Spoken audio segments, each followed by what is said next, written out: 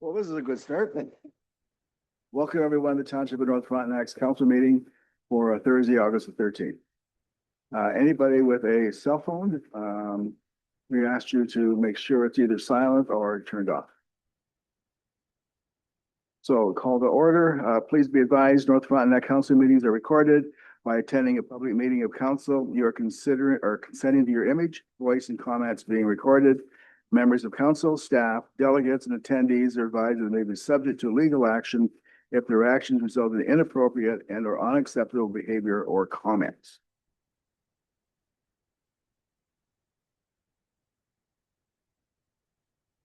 We begin this gathering by acknowledging and celebrating these traditional lands as a gathering place of the first peoples and their ancestors who were entrusted to care for Mother Earth since time immemorial.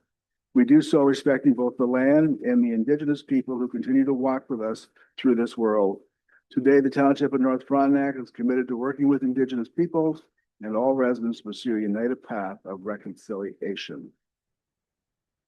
Brings us to item 3, the approval of the agenda. Moved by Councilor Hermer, seconded by Councilor Fowler. Be it resolved that council approves the agenda dated August 13th, 2026 as circulated. Comments? In favor? Carried. Item 4, is there any disclosure of pecuniary interest and general nature thereof? Seeing none, we have no business profile. That takes us to item 6, presentation on the update regarding the K&P Trail development. And we have Richard Allen from the County of Frontenac with us. Richard, the floor is yours.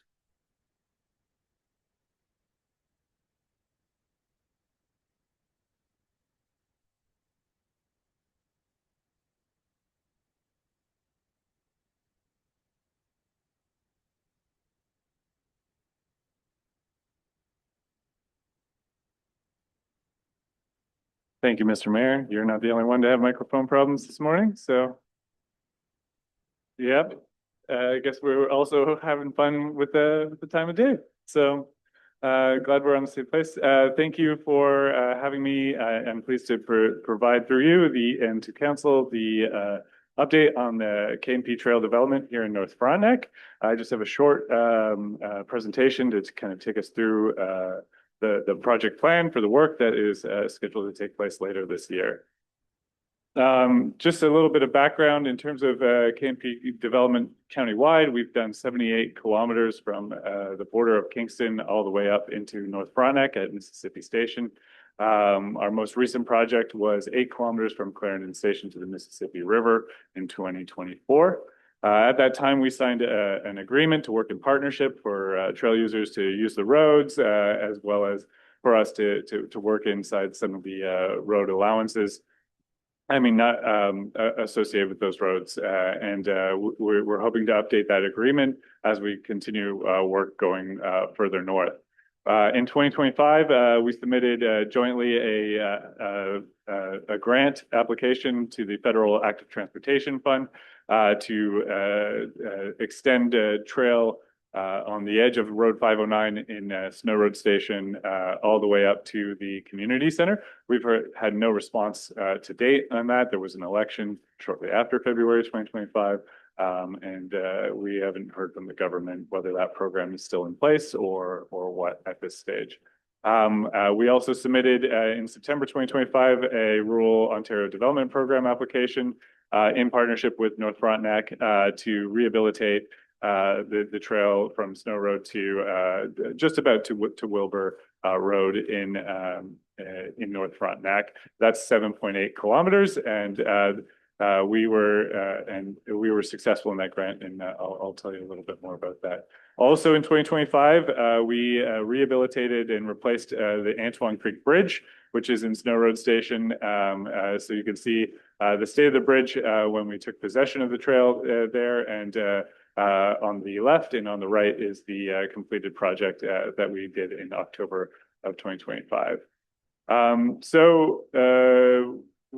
In December of 2025, we signed an agreement to purchase the Mississippi Valley owned portion of the K&P Trail alongside the counties of Renfrew and Lanark. It's a multi-year agreement as there are phases of acquisition based on land title and clearance, although most of the trail in Frontenac County will be transferred to Frontenac County next month, but prior to us developing our starting construction. On July 2nd, MPP John Jordan announced that we had $164,000 go towards the rehabilitation program for the Snow Road Station to Wilbur. And on Monday, we launched our request for proposals to do that development later this fall. We anticipate that construction will start October 5th. This,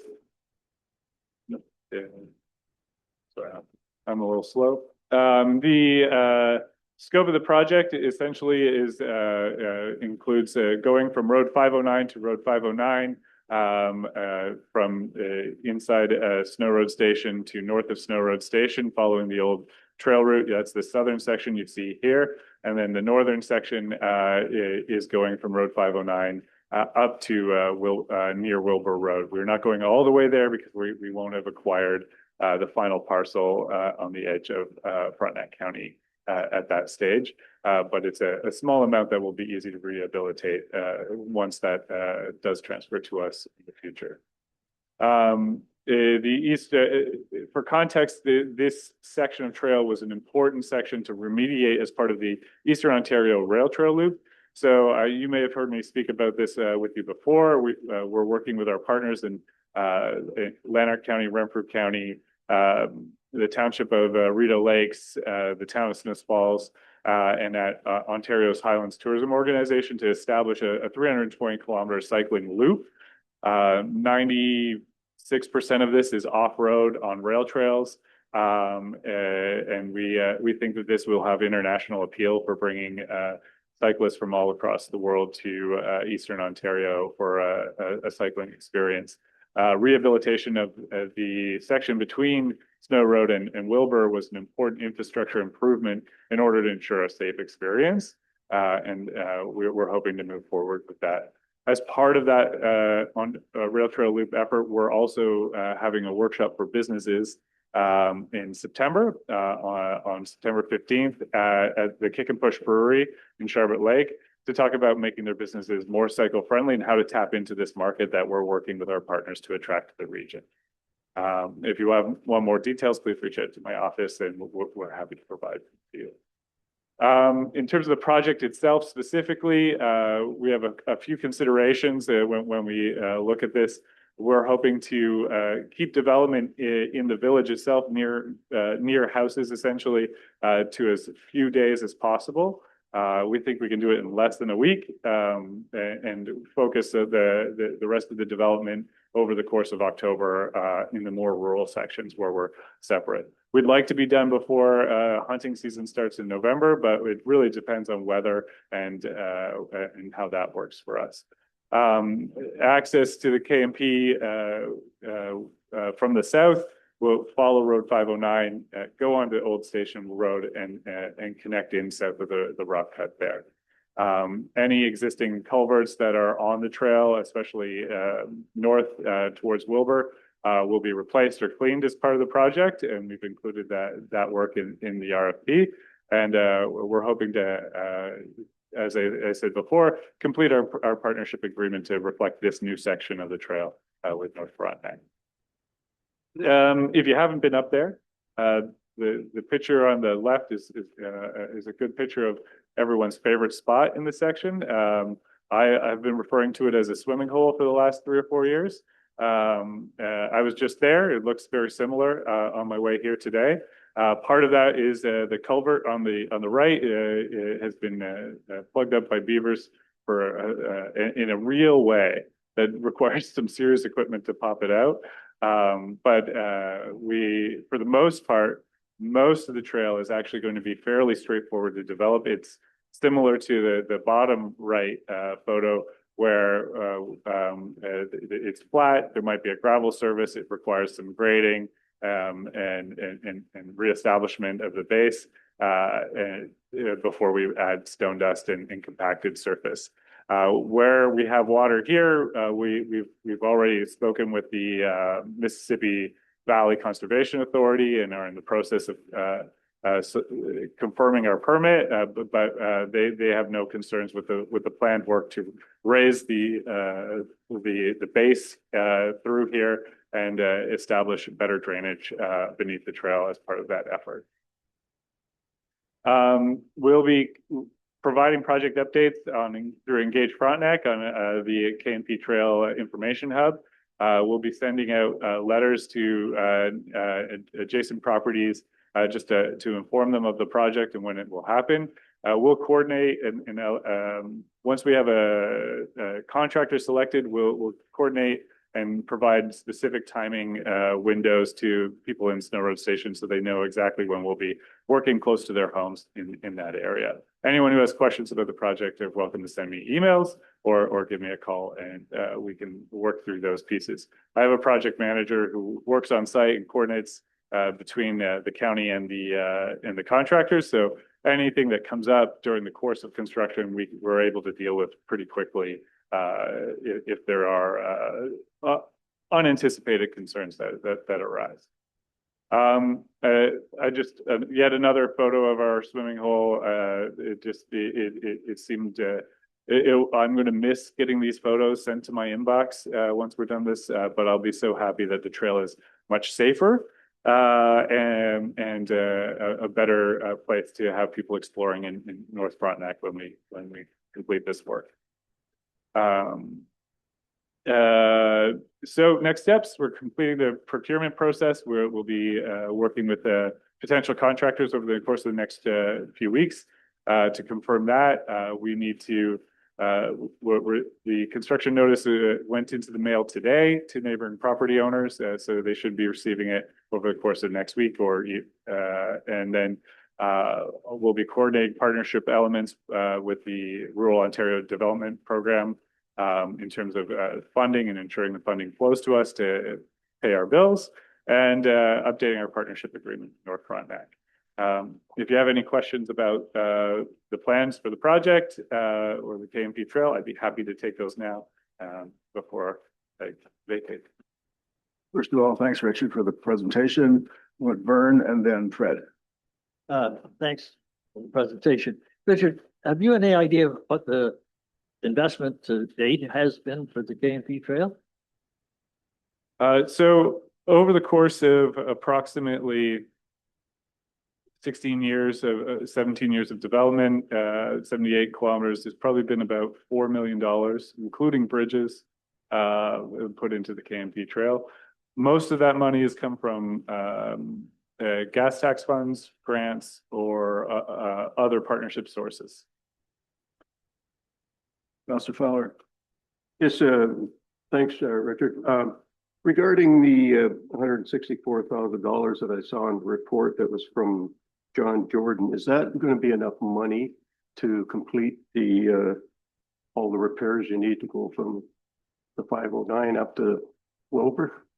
Unfortunately, no. I would love for the province to give us 100% grants, but that's a 30% project grant. So the county is using its gas tax funds that it has in reserve for this project to match that. The total project is estimated cost anywhere from around $450,000 to $500,000.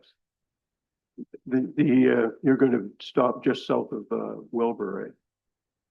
That's correct. We won't have acquired the entire trail within the county from the MVCA because county council is only interested in acquiring the parcels that are not in dispute. Anyone else? Mike and then Deputy Mayor. Hi, Richard. Thank you for the presentation.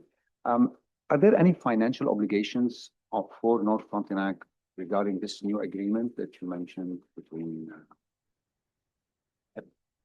county and the township? So there are no financial obligations. It's a partnership agreement. It's just it's simply meant to identify that where the trail uses roadways, that we will work together to solve problems associated with that. And from time to time, there may be repairs that come that are out of that are related to trail use, that are not related to trail use, but there might be a conversation that we have, and it's an appropriate way to work together. There is a financial obligation from North Frontenac that they made in terms of the Rural Ontario Development Program. There, you did commit $10,000 towards that project. Follow-up question. Is that agreement finished? Are we to see it? Has it been signed? Like, we just heard of it today? How'd that happen?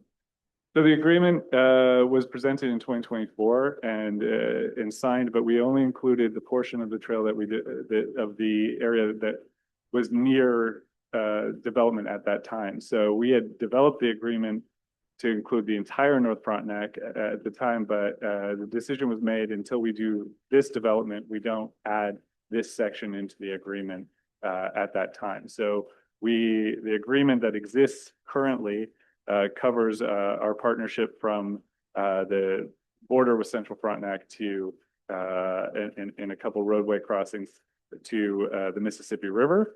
And so this new addition or to that existing agreement would take us from the agreement from the Mississippi River up to Wilbur. Okay. One last question, sorry, Mr. Mayor.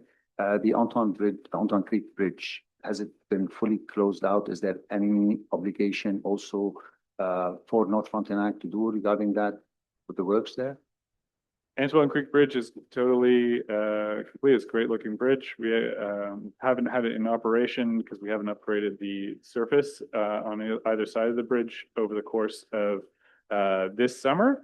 But it was available for winter use, which is why we did the work in October really quickly, so that we were able to open it up for snowmobile use, and that was quite successful from my understanding in my communications with the local snowmobile club. Deputy Mayor. Thanks, Richard, and thanks for all the work you do for this. So I think it's a fantastic trail. Just so you know that there's a lot of people that like that swimming pool going through there with their ATVs. Maybe me being one of them. Can you imagine that? No, I must be getting old. So the section from the bridge, which is the river in Snow Road, up that 200 or 300 or 400 meters to where it crosses to the old station road, where you're actually doing the work. This is the section that was in the other grant we haven't heard from. It's the piece between the two guide rails, and you know what I think about that. So what's the status of that? That's right. Yeah. So we haven't heard from the Active Transportation Fund in terms of that grant. So that project's not. We're just not proceeding with that project until because there's some significant investment that has to take place to build there. It's much more costly on a per meter basis than what we're currently doing to build that. We think it's necessary and would be a benefit to the community and to the trail. We may have to look at other opportunities to find funding partnerships for that project going forward. Okay, thank you. Deputy Mayor. I just wanted to ask, I was on there last week, and there's a lot of rainfall erosion on it. Who goes around? Is that the volunteers from the Frontenac ATV Club, or is it the county who repairs all that? Who does that? It's a mix. So mostly when it comes to surface repairs, we work with contractors to do it if it's significant. We have a grading program that we use and we rotate. So we grade a third of the trail every 3 years. So the sections that's more to the north is in the 2027 work plan. So between here and Sherbet Lake will be between Snow Road and Sherbet Lake will be graded in the spring of 2027. But this year was interesting in terms of amount of water that we receive all at once from the sky. And I think we will have to evaluate if we need to do any additional work associated with that. The Frontenac ATV Club did recently acquire a box grader that they want to try on some small spots. So we're looking at opportunities to do that with them this fall. Mr. Fowler. Yes, I'm looking at the agenda here. We're talking about Road 509 from the Mississippi River to Snow Road Station, and then unmaintained road northwest of 509 in the Snow Road Station. And then we're talking about 600 meters of the 509 north of the Snow Road Station. Where is that exactly going? It's following the 509 and going north from where the church is, or are you going in behind where some homes are? Are you referring to the last 509 section Yeah. there? Yeah, so so the trail, the former railway, exits onto 509 and travels basically alongside the road for 600 meters before you can go north towards Wilbur. If you're traveling north from Snow Road Station, there's in the previous iterations of this trail where the snowmobile clubs used it, they doubled back onto an additional property and followed like I think an older 509 roadway that's on private property through there. We only acquired, and I was only directed to pursue acquisition of the former rail bed. So this partnership, so here's the slide here. And I think if I put right here, so Snow Road Station's down here, right? The mouse is going there. And so thank you, Brooke. So that's the 600 meters there. So you can see the trail comes out and is in alignment with the road for about 600 meters between those 2 points. That point, Fred, that's the ATVs, cyclists, pedestrians will share 509 with traffic. And you know the area as well as I do. It's really not conducive to, it'd be very expensive to widen it there. So we'll have to see what happens over time. There may be opportunities for us to work together to figure that out, but we don't know what those are at this time. What else? Kara. So I just want to let you know that we've had some comments received by the public, and they're being addressed by Richard and Darwin. But Corey had asked me to pass that along to you, so we would like to be able to address those prior to bringing the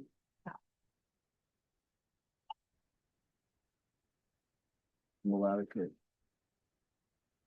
Right now. Yes, so Okay. there's stuff happening right yesterday.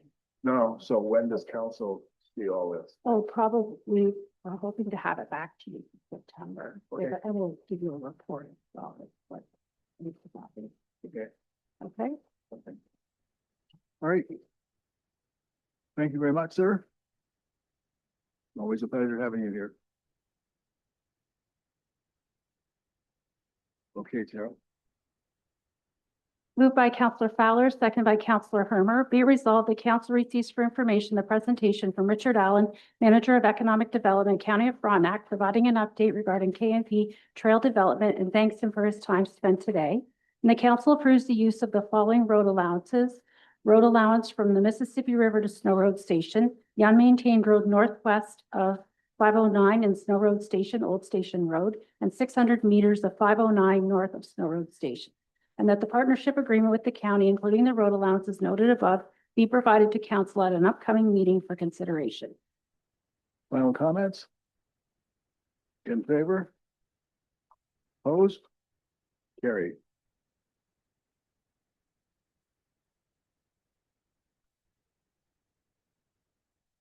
Okay, we have no delegations. Item 8, the adoption of the minutes. Moved by Councillor Hermer, seconded by Councillor Fowler. Be it resolved, the council adopts the minutes of a meeting held July 9th, 2026 as circulated. Comments? In favor? Carried. Business arising, item 9A, resolution 176-26, amendment to the procedural policy. Moved by Councillor Fowler, seconded by Councillor Hermer. Whereas at the meeting held May 21st, 2026, council passed resolution 176-26, instructing the clerk to review the process for amending township bylaws passed under the municipal action report back to council. Now therefore be it resolved that council receives for information an email dated July 14th from David Munday, managing partner for Cunningham Swan, advising in their opinion, they do not feel that the township has contravened the procedural bylaw by failing to provide notice to any of the relevant meetings where the matter was to be considered. Comments? Counselor Hermer? Well, I'm happy to agree to disagree with some of his opinions, but I am pleased to see that he made a best practice statement to the township that you may want to provide a specific notice of motion for proposed amendments. I'd be very happy to see council adopt that procedure. What does that involve for? Everybody gets to know, do we have to actually draft one and bring it back here? So it would need a notice of motion to amend the procedural bylaw on how you would like to amend the procedural bylaw. Would that have to go to the public then? No, I mean, so you would serve notice of motion. Notice of motion is included in the minutes, included in the agenda. It's discussed at a public council meeting. So there isn't a requirement to have a public meeting or provide a notice in the paper or anything like that. The only thing I would kind of caution on that is it does say that council is to review that procedural policy per term. And that would normally come as an administrative report from staff going, here's your bylaws or anything you would like to change. So that would be served through the motion. Either you have many for the term. You want to follow up with that, Councilor Herman? I'd leave that for the new council because we are all here for another 2 months. Any I would hope that they would adopt that as well, yes. Any other comments? In favor of the resolution? Carried. Resolution 148-26, signing of the agreement for the doctor, the Lakelands Family Health Team. Moved by Councilor Hermer, second by Councilor Fowler. Whereas at the meeting held May 1st, 2026, council passed resolution 148-26, advising Dr. Adabusi will be joining the Lakeland Family Health Team, and that prior to September 1st, 2026, the medical service agreement is to be provided to council for consideration. And now therefore be it resolved that council will consider the signing bylaw later in the meeting. Comments? Councilor Haig. This is great news. I just have a small comment in section 6 in the contract under insurance. It says the doctor shall maintain professional liability insurance in an amount satisfactory to the township and their absolute discretion, when there is no amount specified in there. Is this customary or should there be an amount specified?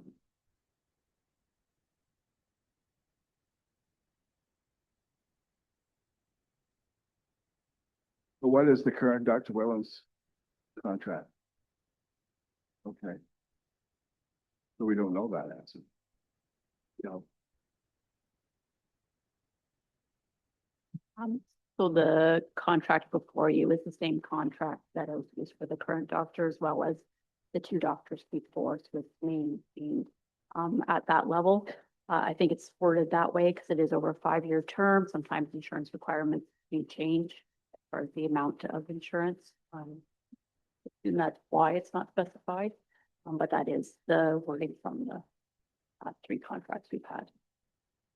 Okay, and who in the township decides on the insurance amount, like satisfactory to the township and their absolute discretion?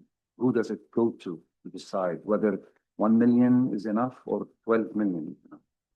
So we reach out to our insurance company and get from them the required. Okay, any other comments? I'd like to make one. This is the first clinic in the Southeast Health Unit will have a doctor for everyone who wants medical assistance. And that's quite an achievement. In favor of the resolution? Anyone opposed? Carried.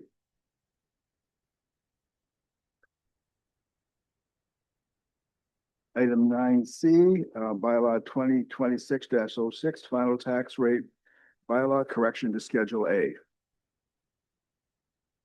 Moved by Councilor Fowler, second by Councilor Hermer. Whereas at the meeting held January 16th, 2026, council passed bylaw 2026-06, being the final tax rate bylaw. Now therefore be resolved that council receives for information an email dated July 27th, 2026 from the treasurer advising there was an error in the tax rate bylaw Schedule A, and the council will consider a bylaw later in the meeting to amend the final tax rate bylaw. That's- The error, Kelly, is that little one that's highlighted, at the bottom of the first schedule? Yeah, so the error is we attached the schedule from the original proposed budget and not the corrected one based on the adopted budget. Any final comments? In favor? Carried.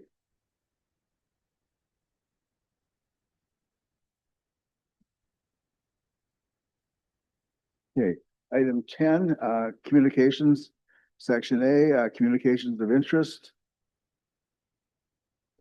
Moved by Councillor Hermer, second by Councillor Fowler. Be resolved that council receives for information section A items of the clerk's administrative report entitled Communications of Interest. Comments? In favor? Carried. Item 10B, communications B section, either action items. Moved by Councillor Fowler, second by Councillor Hermer. Whereas recent municipal infrastructure funding programs by the Government of Canada and Province of Ontario have tended to prioritize growth-related or housing-enabling infrastructure projects over infrastructure renewal needs. And whereas the Government of Ontario has regulated municipal infrastructure asset management through Ontario Regulation 588-17, Asset Management Planning for Municipal Infrastructure under the Infrastructure for Jobs and Prosperity Act 2015.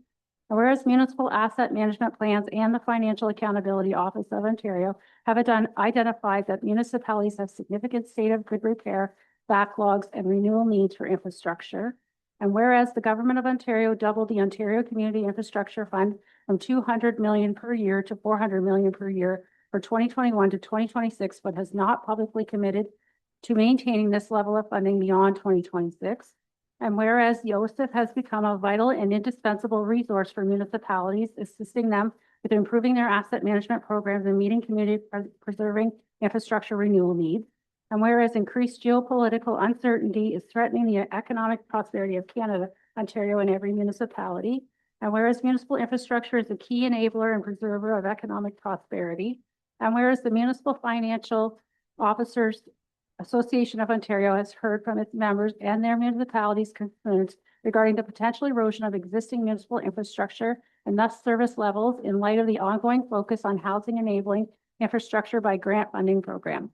Now therefore be resolved that the Council of the Township of North Frontenac supports the MFOA's letter to the Ministry of Infrastructure requesting that the doubling of the Ontario Community Infrastructure Fund be made permanent in advance of the allocations for the 2027 calendar year, helping municipalities to continue building housing enabling infrastructure while preserving the economic value provided by existing infrastructure.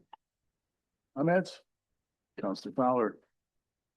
How much of that money would be coming to our township?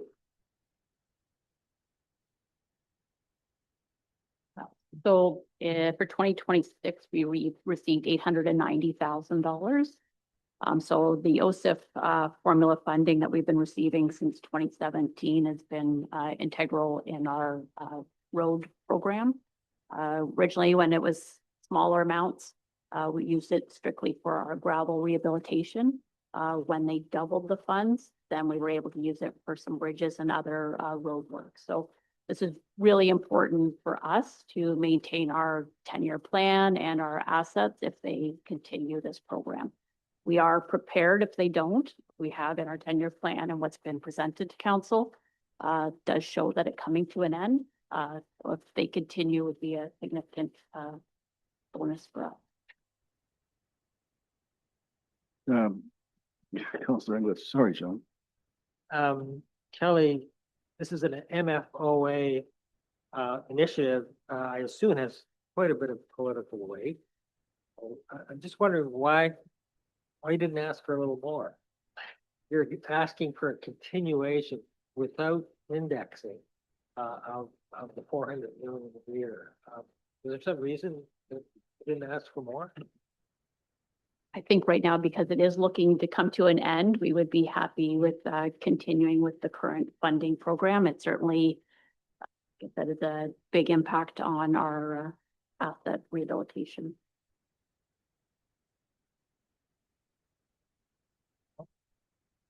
In favor? Carried. Item B2, North Frontenac Astronomy Park Festival of Stars, request for camping. Moved by Counselor Fowler, second by Counselor Hermer. Be it resolved that council receives the email from Gary Caldwell, North Frontenac Amateur Astronomy Club, requesting camping to be permitted at the September 11th to the 13th, 2026 Festival of Stars. And the council approves an exemption from bylaw 6617 to prohibit camping on municipal property for the Festival of Stars, to permit tent and trailers, maximum 12-foot trailers, camping for the 2026 Festival of Stars, as well as all future Festival of Stars. And that the following conditions will apply to this event and future Festival of the Stars event. Events will be covered under the township insurance policy as a facility user. The fee of $250 shall be covered by the Astronomy Club, and alcohol is not permitted. And that security for the duration of camping and the layout of sites shall be approved by the manager of community development prior to the event. And the council directs the manager of community development to contact Orange to request that the helipad is closed during the duration of the 2026 Festival of Stars, as well as the future Festival of Stars, noting that Orange has the ability to land at helipads in Auburn, Northbrook, or Charlotte Lake during this annual event if required. Comments? Counselor Fowler? Yeah, I was just wondering, is there going to be any extra liability? Do we need extra insurance with these people camping on our property? So we don't need extra insurance. We have, this has happened for a few years now. So we have had discussions with our insurance company because it's our facility. So it's similar to a community hall. So they fit under our facility user program. Because of the additional, they are required to pay $250 for the insurance, but that's all been vetted through our insurance company. So I'm in favor of this, but I have one concern that I brought to the CAO's attention. Two councils ago, when we were still meeting in the top of the fire hall, there was a very heated / passionate discussion about closing this helipad completely for a Festival of Stars. And that, you know, it was to be closed on a permanent basis.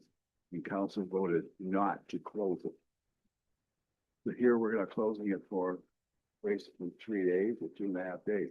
Out of that first arrangement came all the lights that are on that pad and so on. So just that council's aware that we're saying, and I know these helicopters can land anywhere. They've landed in gravel pits, they've landed in that field, they've landed on roads and so on and so forth. So it's, and there's an airport right next to it. We had to, just so everybody's aware that this is an issue. Councilor Fowler. Yeah, the airport's a private airport, so we'd have to get permission from the owner. Life and death situation, they'll land. The life and death situation, they'll land, or they'll land on the road. Okay, folks? Comment? Well, I just want to say we've done this for the last 2 years, right? So we know that this is now ongoing. It's not just a one-off. Vern, you have a comment? Well, my concern is basically about night landing. The reason them lights are there is for night landing, so if there is an incident after dark, the delay of transfer to Opera or Charlotte Lake or Northbrook could be disastrous for someone's health. That's exactly why I just wanted everybody to be aware of what council had decided 2 councils ago. I was there for that decision and it was not to close it. Then the lights came and everything else and so on. So just, you know, just keep that in mind. So in favor of the resolution? Opposed? Carried.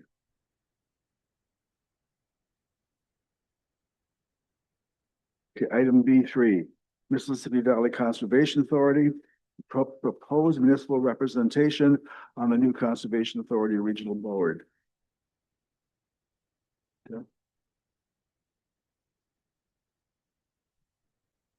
So, I just made an amendment to the motion. Do you want me to read the whole thing? There are just the parts that I changed. Okay, so all right, so where did I change it? I have to look here and see what changed. So I'll just read this part. At the number of members allocated to Frontenac County under the proposed tiered allocation formula is 1. So this is now where I've changed. And that council does not feel the allocation of 1 member will provide adequate representation. North Frontenac is a large landmass and is disproportionately represented by the new board. North Frontenac encompasses 25% of the upper Mississippi watershed, and the storage capacity in the upper watershed is significant. North Frontenac has vested interest as a host to substantial infrastructure. The township needs to ensure that this infrastructure is properly funded to the benefit of the residents. The liability to North Frontenac, if not properly represented, can be huge. And at the very end, I changed it to, and the council directs the clerk to provide the resolution to the MECP through the Environmental Registry of Ontario posting, to Sally McIntyre, General Manager of the MVCA, and to Summer Casgrain Robertson, Project Executive of the St. Lawrence River Regional Conservation Authority. And then on the way here, we should also be sending it to the other townships in North Frontenac and the county as well.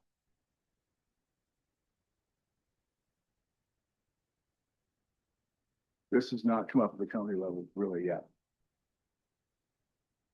They have no meeting on all this. So.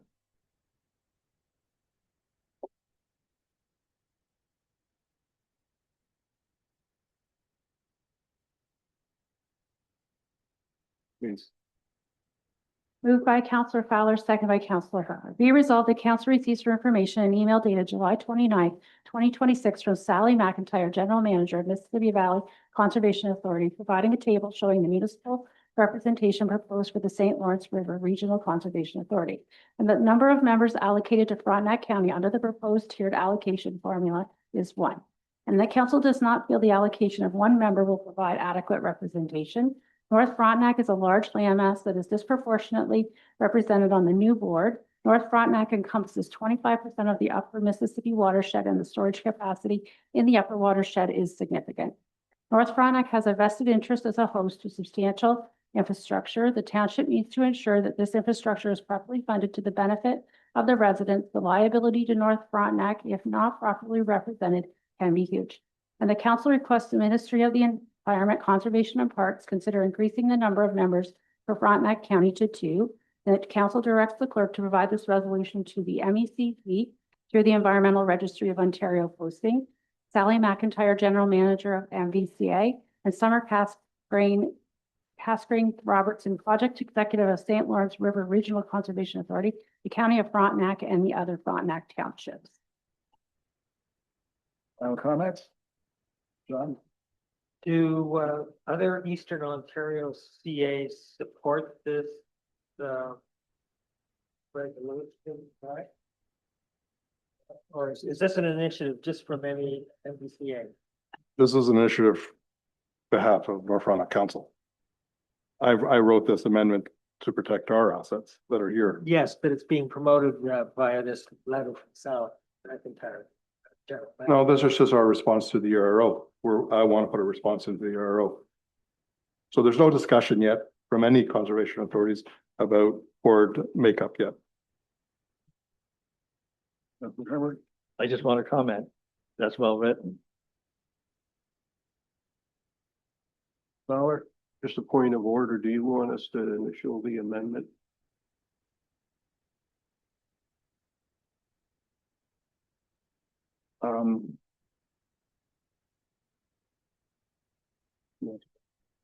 Yeah, okay. John? I think my question was answered. This is from North Frontenac Council. It's not an initiative from MVCA. I think we should be involving the county. Because at the end of the day, it doesn't say North Frontenac, it says the county of Frontenac. So you're correct, Mr. Mayor. We could have representation from someone in the islands on that board. So if we have 2 members from the county of Frontenac, we'll hopefully get some representation from North Frontenac on that board at the county level. So this will go to the county. And I guess Council Fowler, that's up to you and I to make sure that it's on the agenda. Because there's been very little on this. It's just been your reorganization with some of these CAs are going to have the room at St. Lawrence River Conservation Authority. Period. We have a couple of meetings, before, we go lame duck. Right. Right. I think the euro has to be in by the end of this month. So I would like this, if this gets approved, that the North Frontenac are gonna send a response in to the euro and whatever happens in the county, but we should let them know regardless that we're doing this. I mean, like I said, at the end of the day, it'll be the county that'll be deciding what goes on. Okay. Councilor Inglis?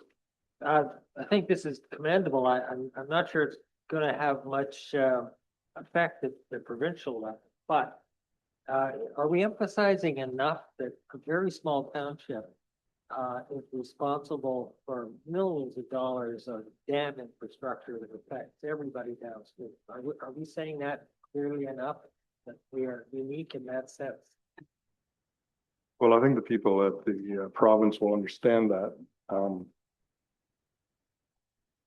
Yeah, you're right. Is anything going to really happen? I don't know, but I think we need to have a voice in this. And then as we meet as a transition team, which we haven't done yet, I'll bring this up because there are other municipalities that have very small piece of this St. Lawrence Regional Conservation Authority.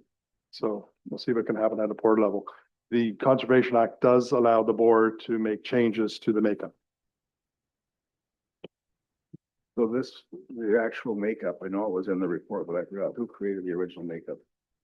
That is done by the new Ontario province, the new body that manages the conservation authority. Without any local or minimal local input. Oh no, we had lots of public consultation, don't you remember? Sorry.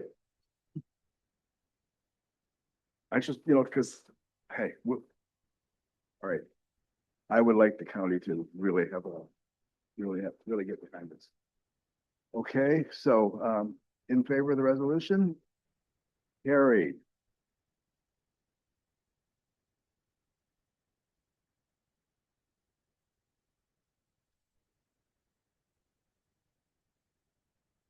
Okay, item B4, Economic Developers Council of Ontario, Investment Table, Tourism Edition. Moved by Councillor Fowler, second by Councillor Hermer. Be resolved that council receives for information the opportunity from the Economic Developers Council of Ontario regarding the 2026 Investment Table Tourism Edition being held November 10th, 2026. And that the council requests that the Economic Development Task Force review the information provided and provide recommendations to council regarding potential participation in 2027. Comments? In favor? Carried.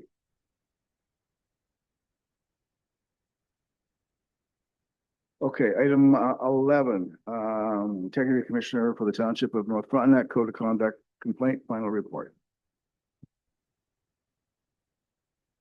Mr. Fleming is joining.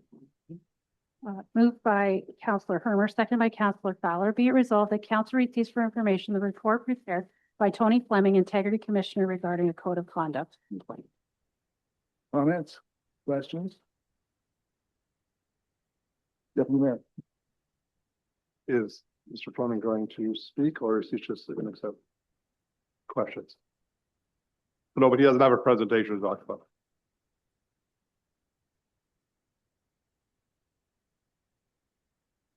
Councillor Inglis? Could you clarify for us who paid for what it cost? I have two figures. I was told here that it was 6,200 total, and the Frontenac News is 5,500 plus tax. So they're about the same, but the full tax we get part of that back. So let's say it approaches $6,000. And that, when a complaint is received and the integrity commissioner looks at it, who foots the bill? Then, well, the resident, of course, but so there's no recourse in terms of if the judge goes this way, don't get billed, if the judge, you get billed. You know, we are paying, and this is other townships. Typically, they figure most are about, well, I've been told about $4,000. I don't know if that's true or not. Now, integrity commissioner, when a complaint that's go to the integrity commissioner is filed, you can figure on $4,000. So this is a risk to the taxpayer. It's really unavoidable. When an integrity commissioner complaint comes forward, becomes a liability to that company. But it's also a learning experience. I mean, you know, you have to be really, really, really careful about what you say, even when you think you're saying it confidentially. Because people will not always respect what your intentions were, even if they know what they are. So I mean, I encourage each one of you to go back and read it again. To clarify it, anyone if it's just. And filing, like my idea or my opinion is that the bar for talking negative about outside is very low. The staff's only a little bit higher. And you know, it just is. It's part of the game. It's what it is. You're in the business.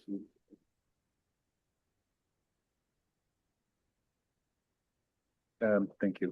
Just to follow up on John's comment, is there a way to have the party that is found, let's say the accusing party was found not correct, pay any of this fee? Like in this case, someone who raised the complaint and found there's no grounds for that complaint or it was void. Is there a way to have them pay something? No, so this comes out of the municipal act. And so we're required to appoint an integrity commissioner for, to provide advice to council and, to review complaints of council members against, the MCIA, Conflict of Interest Act or the, Code of Conduct. And it has to be, paid for by the township. You can't have a user fee or anything associated with it. So the township except for not have it under legislation. So if someone has a grudge against any member and wants to bankrupt the township, they can just file complaint after complaint after complaint, and we can do nothing about it and just pay the bill. Tony, would you address that? I know there's stuff about frivolous and vexatious, things like that. I certainly can, and through you, Your Worship. The Code of Conduct does allow me to declare a complaint frivolous or vexatious and not investigate. So it is still my decision at the end of the day on a complaint by complaint basis. And what I do before I start an investigation is I do a preliminary review of every complaint to see if it has any merit. And there are a number of complaints that I dismiss without any investigation after that preliminary review, so that those don't proceed for an expensive investigation and a report back to council. But that's really the only way to eliminate, if you want to put it that way, complaints that don't have any merit. It has to be at the discretion of the Integrity Commissioner. We still have to pay for the case. You would, and through Without you, investigation, there is still expense. there still would be an expense for that preliminary review. There's still time involved to look at the complaint, determine whether it has merit, and then draft a dismissal letter. Deputy Mayor? So I totally agree with Councillor Hodge, like. So maybe Mr. Fleming, first of all, your report was very well written. Thank you very much. But I noticed when I'm reading the report that the member's name is mentioned, but the complainant's name is not mentioned. Is that under the Municipal Act? Through you, Your Worship, the Municipal Act, again, gives discretion to an Integrity Commissioner, but also gives a direction. And the general direction is that all aspects of the investigation will remain confidential.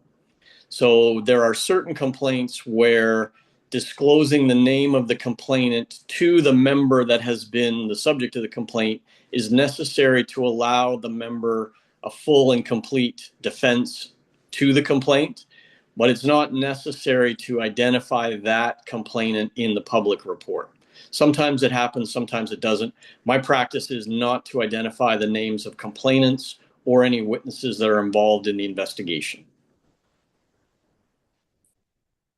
Inglis?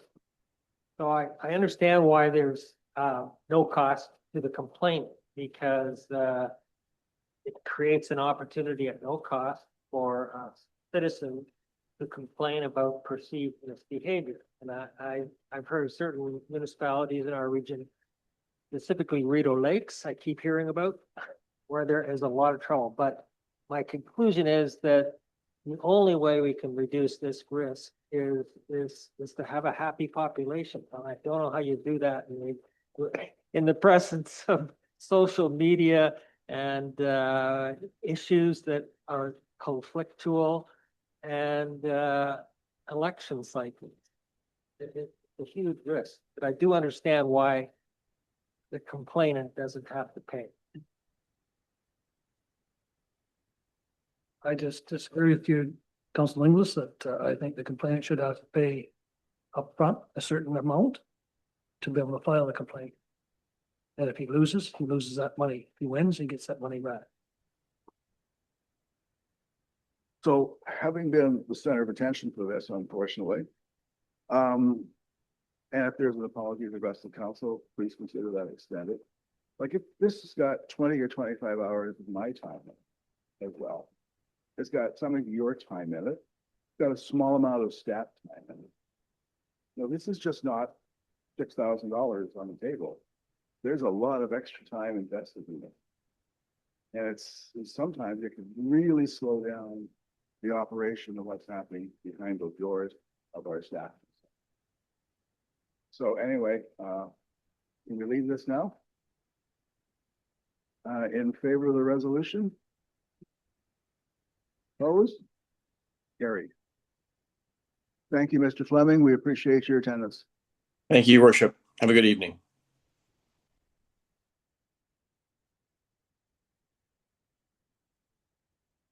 Okay, item 11B, Manager Community Planning County of Frontenac updated site plan control bylaw. And we have Vanya here from the County of Frontenac to support it. Moved by Councillor Ingle, second by Deputy Mayor Udall. Be resolved that council receives for information the administrative report from Sonia Bolton, Manager Community Planning, County of Frontenac, entitled Update to Site Plan Control Bylaw, and that council will consider the approval of the site plan control bylaw later in the meeting. So do you don't have you're just here to ask questions, right? That's correct, through you, Your Worship. Yeah, I made a presentation back in June when the draft was presented to council, and there have been no changes since that time, but I am happy to answer any questions if there are any. Okay. Council, have any questions? Okay, so are you sticking around to the end of the meeting or not? No.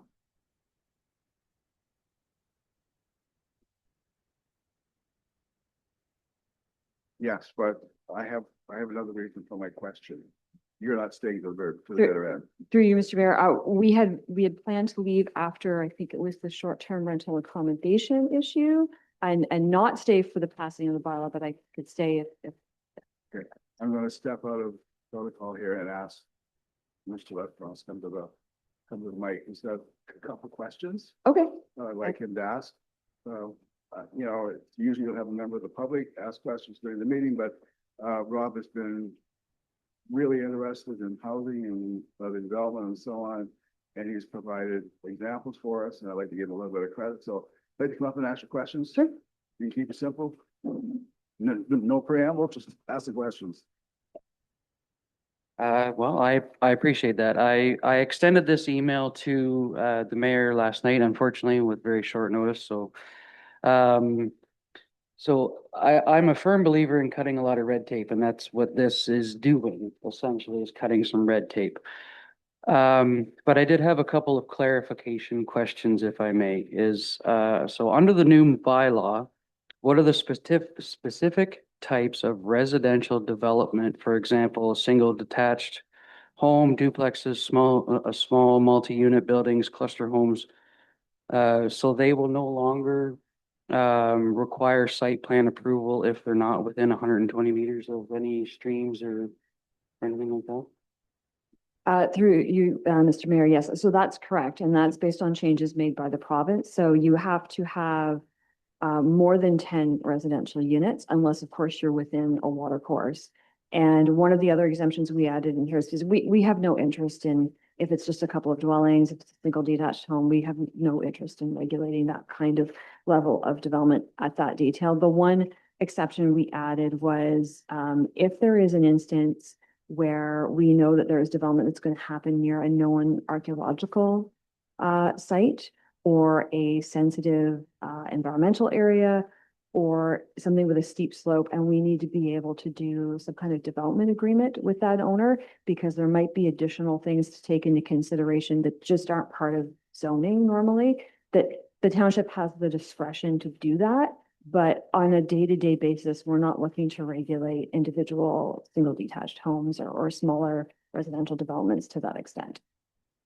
Okay, and I have a few questions, but I'll keep it short in light of this. So will there be something that property owners and residents will be able to easily determine whether or not their residential project falls inside or outside of this new bylaw? Through you, Mr. Mayor, the best recommendation I can make is to call the township office. So the clerk and the deputy clerk, planning manager assistant, do a very good job screening inquiries in terms of when it does and doesn't apply. And if they're not sure, then they reach out to us. So we don't have a special form or anything like that or a checklist at this point. But we're more than happy to take inquiries. And if people have a question, we do our best to get them an answer as quickly as we can. So, Okay, last one, I promise. And then so in this transition, anything that is currently having a site plan to it that falls under this, will it be nullified? Or is it only new things after this is done that fall into the criteria that will not need a site plan? through you, Mr. Mayor, and the clerk can correct me if I'm wrong. I don't think we have any active site plan applications right now. We don't. So once the site plan application is done and it's registered to the property, it lives with the property unless it's removed. So if somebody had a site plan control agreement in the past, under the past rules, it still exists. That agreement is still tied to that land. It would be new applications coming forward that we subject to the new bylaw. Okay. Thank you, I appreciate it. Okay, any final questions from council? In favor of the resolution? Carried. So item 11C, recent and proposed legislative changes to the Planning Act. Moved by Councillor Ingalls, seconded by Deputy Mayor Hudel. Be it resolved that council receives for information the administrative report prepared by Lauren Breen, planning intern, County of Frontenac, and Sonia Bolton, manager of community planning, County of Frontenac, entitled Recent and Proposed Legislative Changes to the Planning. Comments? Sign Yeah, through you, Mr. Mayor, I had a conversation with Councilor just before the meeting. I think Deputy Mayor Hudel. I don't have a formal presentation because it's just an information report. I do want to offer my thanks to our intern, Lauren. She did the heavy lifting on all the research and all the changes that came out this past spring from the province. So like I said, I don't have a formal presentation. I think the major change that I'm going to highlight out of this is the impact that it has on all municipal official plans. So prior to this change under Bill 98, municipal official plans had to follow the provincial planning statement. They had to follow the county's official plan, but essentially it was up to the municipality to write the official plan that applied to its context and its certain circumstances. With this change, that changes completely. So the province has issued a very rigid outline of what every municipal official plan across the province must look like. So there are a set number of sections. those sections have set titles to them. Even if there's a section that doesn't apply to your municipality, you still have to include the section number and the title, and then underneath you write not applicable, and then you move on. There is a standard set of land use designations that have to be used by all municipalities. So yeah, it's very different than what it is before, how it was before. And it applies to all single tier and lower tier municipalities. So my understanding is they're still looking at what the content of an upper tier municipality official plan should look like, with the idea that being regional government should be concerned with larger regional matters such as regional transportation, maybe natural heritage. And that's kind of what the County of Frontenac official plan already does. But we haven't gotten those details. But this change affects all other municipal official plans, so either lower tier or if you're a single tier. And there are deadlines. So if there were 29 municipalities that are sort of the larger urban, faster growing areas. They have a deadline of January 1st, 2028. Everybody else is January 1st, 2029. And it doesn't mean you have to comply by then. It means that if you adopt an official plan after that date, it has to comply with the new framework. And so the relevance for North Frontenac is that next year, your official plan turns 10 years old. And after a new plan that's done from scratch is passed, you have 10 years with it. And then you have to go start the formal update process. So in our work plan for a couple of years now, we've known it's coming. We've been talking to the staff here at the township. And we intend before the end of next year, we would be bringing a report to whomever constitutes the new township council to talk about the official plan and lay out a work plan for that update. So there's a very strong chance that we're probably going to have to use this format. I would love to be able to say that we could just maybe get it done and get it under the wire, but then you're really under the gun to have it passed and adopted by you and approved by the county by January 1st, 2029. And it sounds like it's a long ways away right now, but that time can go very, very quickly. Particularly when you look at wanting to make sure that you're doing enough consultation with members of the community. We know a lot of people here are up here mostly in the summer, so that if we want to do the in-person consultations, we would be looking at doing it then. So yeah, so it's just a bit of a heads up that this is probably the biggest change that we've seen from the province in a while in terms of the changes they've made to the Planning Act. And Lauren has been good enough. I've actually tasked her with taking a Word version of your official plan and tearing it apart and actually trying to cut and paste it into the new format to see where does everything fit? Are there things that don't fit anywhere? Are there gaps where we're missing things? So just to give us a bit of she's only here for another week, which is not ideal for me, but I just thought it's a good exercise for a young planner to kind of be able to go through an official plan in detail. And I don't think this change is going anywhere. So she's going to run across it, I think, in other municipalities in her future. But it's going to give me a good basis to sit down and talk with your team here about what we're looking at with respect to the update to your official plan. So, but happy to take any questions. So first of all, thank you, Sonia, for that. And Lauren, thank you for this great work.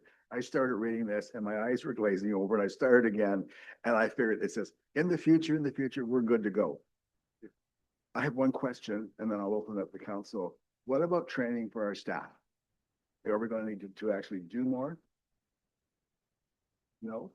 No, the county planners are really good about keeping us updated on the changes and how it impacts what we're doing. So, Brooke and I feel comfortable with the change. Councilors, Deputy Mayor. So I'm just looking at the title of this. It says recent and proposed legislative changes. So they're not binding yet. There's some of them, I'm guessing. Yeah, through you, Mr. Mayor. So the one about the official plans and the content and its structure and format, that's a done deal. So the ones in the report that talk about the other things that they're looking at doing, that would be the upper tier official plan content, as well as they're looking at when municipalities could or could not do things such as secondary plans. This is where, like, say you have a neighborhood or an area that's expecting a lot of growth, like a hamlet, you would do this more detailed plan just for that area, as well as site-specific official plan policies. They're also looking at options for site plan control. I know you just passed your new bylaw. One of their options is just getting rid of site plan control. I really hope the pendulum doesn't swing quite that far because it is a good tool for bigger developments. And then I think some of the others were also looking at what set standard reports that are needed for what is a complete application under a planning act. So having a standardized list of ones that are absolutely required almost all the time and others that are only required under certain circumstances. And then the other proposed one was seeking additional feedback on prescribed professionals. So the one that they've done so far is that if you require some kind of drawing or report from a professional engineer, if it is stamped and done by somebody with the PEng symbol, then you must accept it as part of a complete application. You don't have to necessarily agree with the content, but you can't turn it away because you don't like the content and say it's not complete. If you asked for report type X done by a professional engineer and that's what they submit, they've at least checked the box for the complete application. Then you still have to do a technical review, maybe have it peer reviewed, maybe have some back and forth if they don't agree on some of the recommendations, but you can't hold it up and not deem it complete. And so what they're trying to do is the clock starts every time something is deemed complete, right? So they're, again, is trying to keep the process moving forward. So those are the four major sort of groups that they're still consulting on and that we haven't actually received any regulations on. Councillor Inglis. Sonia, can you speculate on, I mean, I assume this was put together by provincial planners. What's the basic reasoning behind this restructure in the official plan? What's it all about? So through you, Mr. Mayor, I wouldn't assume that it was done by provincial planners. I understand from some of my colleagues in the regional office that they receive the changes usually about the same time as we do. So this is being very much driven directly out of Toronto. So the main sort of overarching reason is, again, this drive towards streamlining the development approval process, wanting to get more homes built sooner, faster, and complaints likely from the development industry, likely in the larger urban centers, that some official plans are overly onerous. Now, I have heard of some communities that have like 600-page official plans, which is probably a little bit excessive. But again, this drive towards standardization, it has some potential benefits. But I think, yeah, standardization to make it easier and more consistent across the board for developers, particularly if you're a developer and you work in different municipalities, you're going to have less variation in the rules that you are looking at. The other is, and this is just me, but the way they set it up and the whole idea that you have to have the section and the title, and if it's not applicable to you, you write not applicable, is it sets it up really, really nicely for the province to use AI in order to review everyone's documents more quickly. Because that is another problem, is that, so not so much for you folks, because your official plan comes to the county, and we just did South Frontenac's official plan, and because we were involved, the approval process was like 5 months. It's not uncommon if you're an upper tier though, or a single tier, your official plan has to go to the province and you wait 2 years is the sort of average that you would wait, and 2 years and you get a response and you're lucky. So again, I think they're trying to speed up the approval process from that end as well. Thank you. Councillor Haig. Sonia, thank you for this.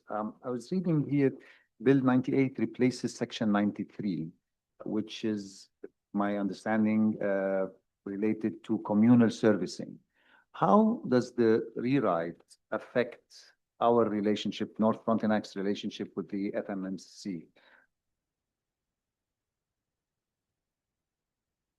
Through you, Mr. Mayor, I don't think it impacts the relationship with Frontenac Municipal Services. I think, again, it is they're trying to streamline the process. Some of the complaints that we have had with Frontenac to the province is that You have an environmental assessment process for water and wastewater systems, and then you have the source water protection process for them as well. And both are important processes, but they happen at different times and they're overseen by different groups and they don't talk to each other. So, and I don't turn to Laura, am I explaining that correctly? I don't think there was anything else. It was more about just trying to make sure they're not duplicating the process. And I do know, not related to this report, but within the last week, the province did release new regulations for the environmental assessment process for water and wastewater projects. And so making a distinction between those which are smaller and those which are larger, and trying to streamline that process. Because, I mean, everybody wants to do the right thing by the environment, but if you're trying to do a communal system for, let's say, 30 homes, you're being sent through the same process as like a small town running a system for 30,000 homes. And so the best example we keep using is Verona. So the Verona Housing Project in South Frontenac, they are well into year 5 of trying to get their environmental assessment, and it's going to build 80 some homes. And they're doing it themselves, which is fantastic, because the reality is there's no private developer who is going to put that amount of money and hold it for 5-6 years to just get 80 units out of it. So this is just one of the streamlining processes. I don't think, if anything, it's going to be helpful to the utility to be able to in turn help the development industry move these kinds of projects forward. So there is no implication on the relationship between the lower tier municipalities and the communal corporation, right? Do you, sir? None that I'm aware of. Okay, all right, thank you. And I'll talk about this later. I was part of a meeting with Minister Flack from Municipal Affairs and Housing and Minister McCarthy from Environment, Conservation and Parks, and they were adamant. Communal service is going to be part of the new way of doing business. And McCarthy especially was adamant that they will be cutting the timelines. Because we're saying, like Sonia said, there's 2 things doing essentially the same and looking for the same result, and they come like this. Finish this, and this one could kibosh it. And we're saying, why can't you do them at the same time, or just do one instead of both? So they're trying to work on that.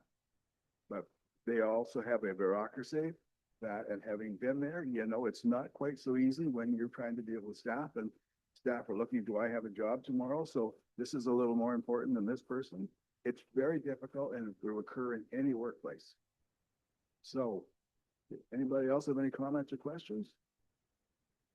In favor of the resolution? Mary, thank you. And thank you, Lauren. Good luck with your school.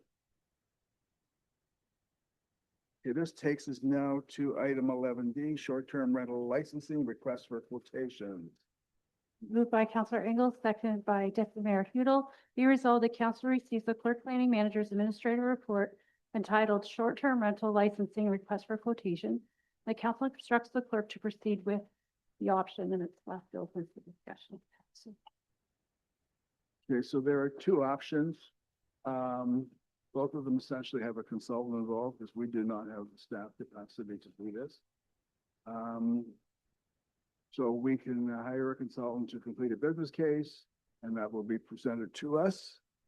And the second one is that we will defer the licensing program until the information from the county has been provided in the spring of 2027. And that has to do with tourism and the MAT tax issue and so on. So do we want to go now, or do we want to wait, or just not want this at all? Councillor Inglis. My own opinion is that we should proceed as planned on our own. No insult intended, Richard. We may end up coordinating with the county on that, on an assessment, on a combination tax. But for now, we've been looking at this issue for a number of years. We're on a path. I don't see any reason why us proceeding would conflict with what we come up with or what the county would come up. Deputy Mayor? Yeah, I'd have to agree with Councilor Inglis. This has been going on far too long. This before our council. They were talking about this and to wait till 2027 again. And you know, there's a lot of people who have worked on this already, and I think we should just continue on our own. Councillor Fowler? Yes, we would have to pay for the consultant right away, I suppose. So that's gonna be some money that we'd have to provide for that. We go that way. Yeah, we have the money in the reserve of those for. Councillor Haig? My question is related to the three quotations that we have. One of them is substantially lower than the rest. Does it have all the deliverables in there, the same, comparable to the other two? Yes, so we sent them emails and asked for what, and they said quotation was what would be delivered. And they were all very similar in the deliverables. I'm telling that to the three firms that provided these quotes, and all of them give us local. Just to follow up on that, and the three of them have been pre-qualified. Do we know that they do this work? Have we checked their references, et cetera, so that we're not surprised later on that with any, I think if we go with the lowest offers, right? Yeah, so they have all provided previous experience with the check of project on a couple of them actually worked with it. Anyone else? I think we can always add the mat tax later if we had to without worrying about this. You know, it's a whole different issue. So in favor of the resolution? Oh, sorry, Wayne, my apologies. No worries. If we go with, would we save any money if we went option two? That's my question. I don't see where it says that we would here. I don't think there is, but. Like, would the consultants hold the price, or if that's a long time? So I'm not sure that the consultants would hold that price. I haven't discussed that with them. Might be surprised.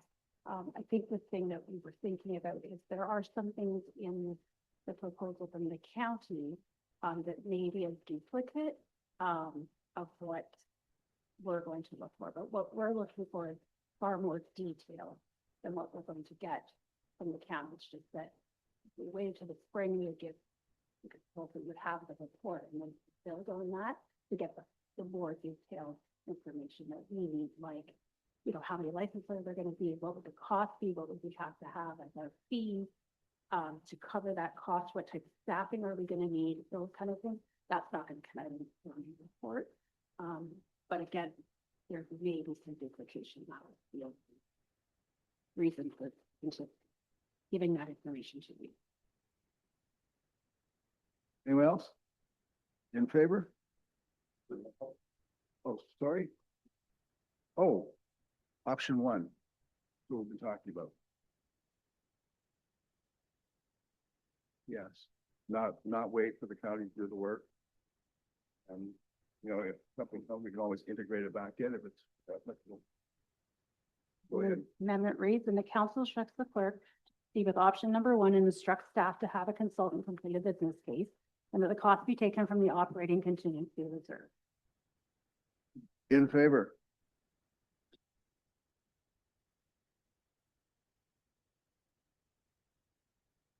Stuff is staff. Yeah. Okay, so carried.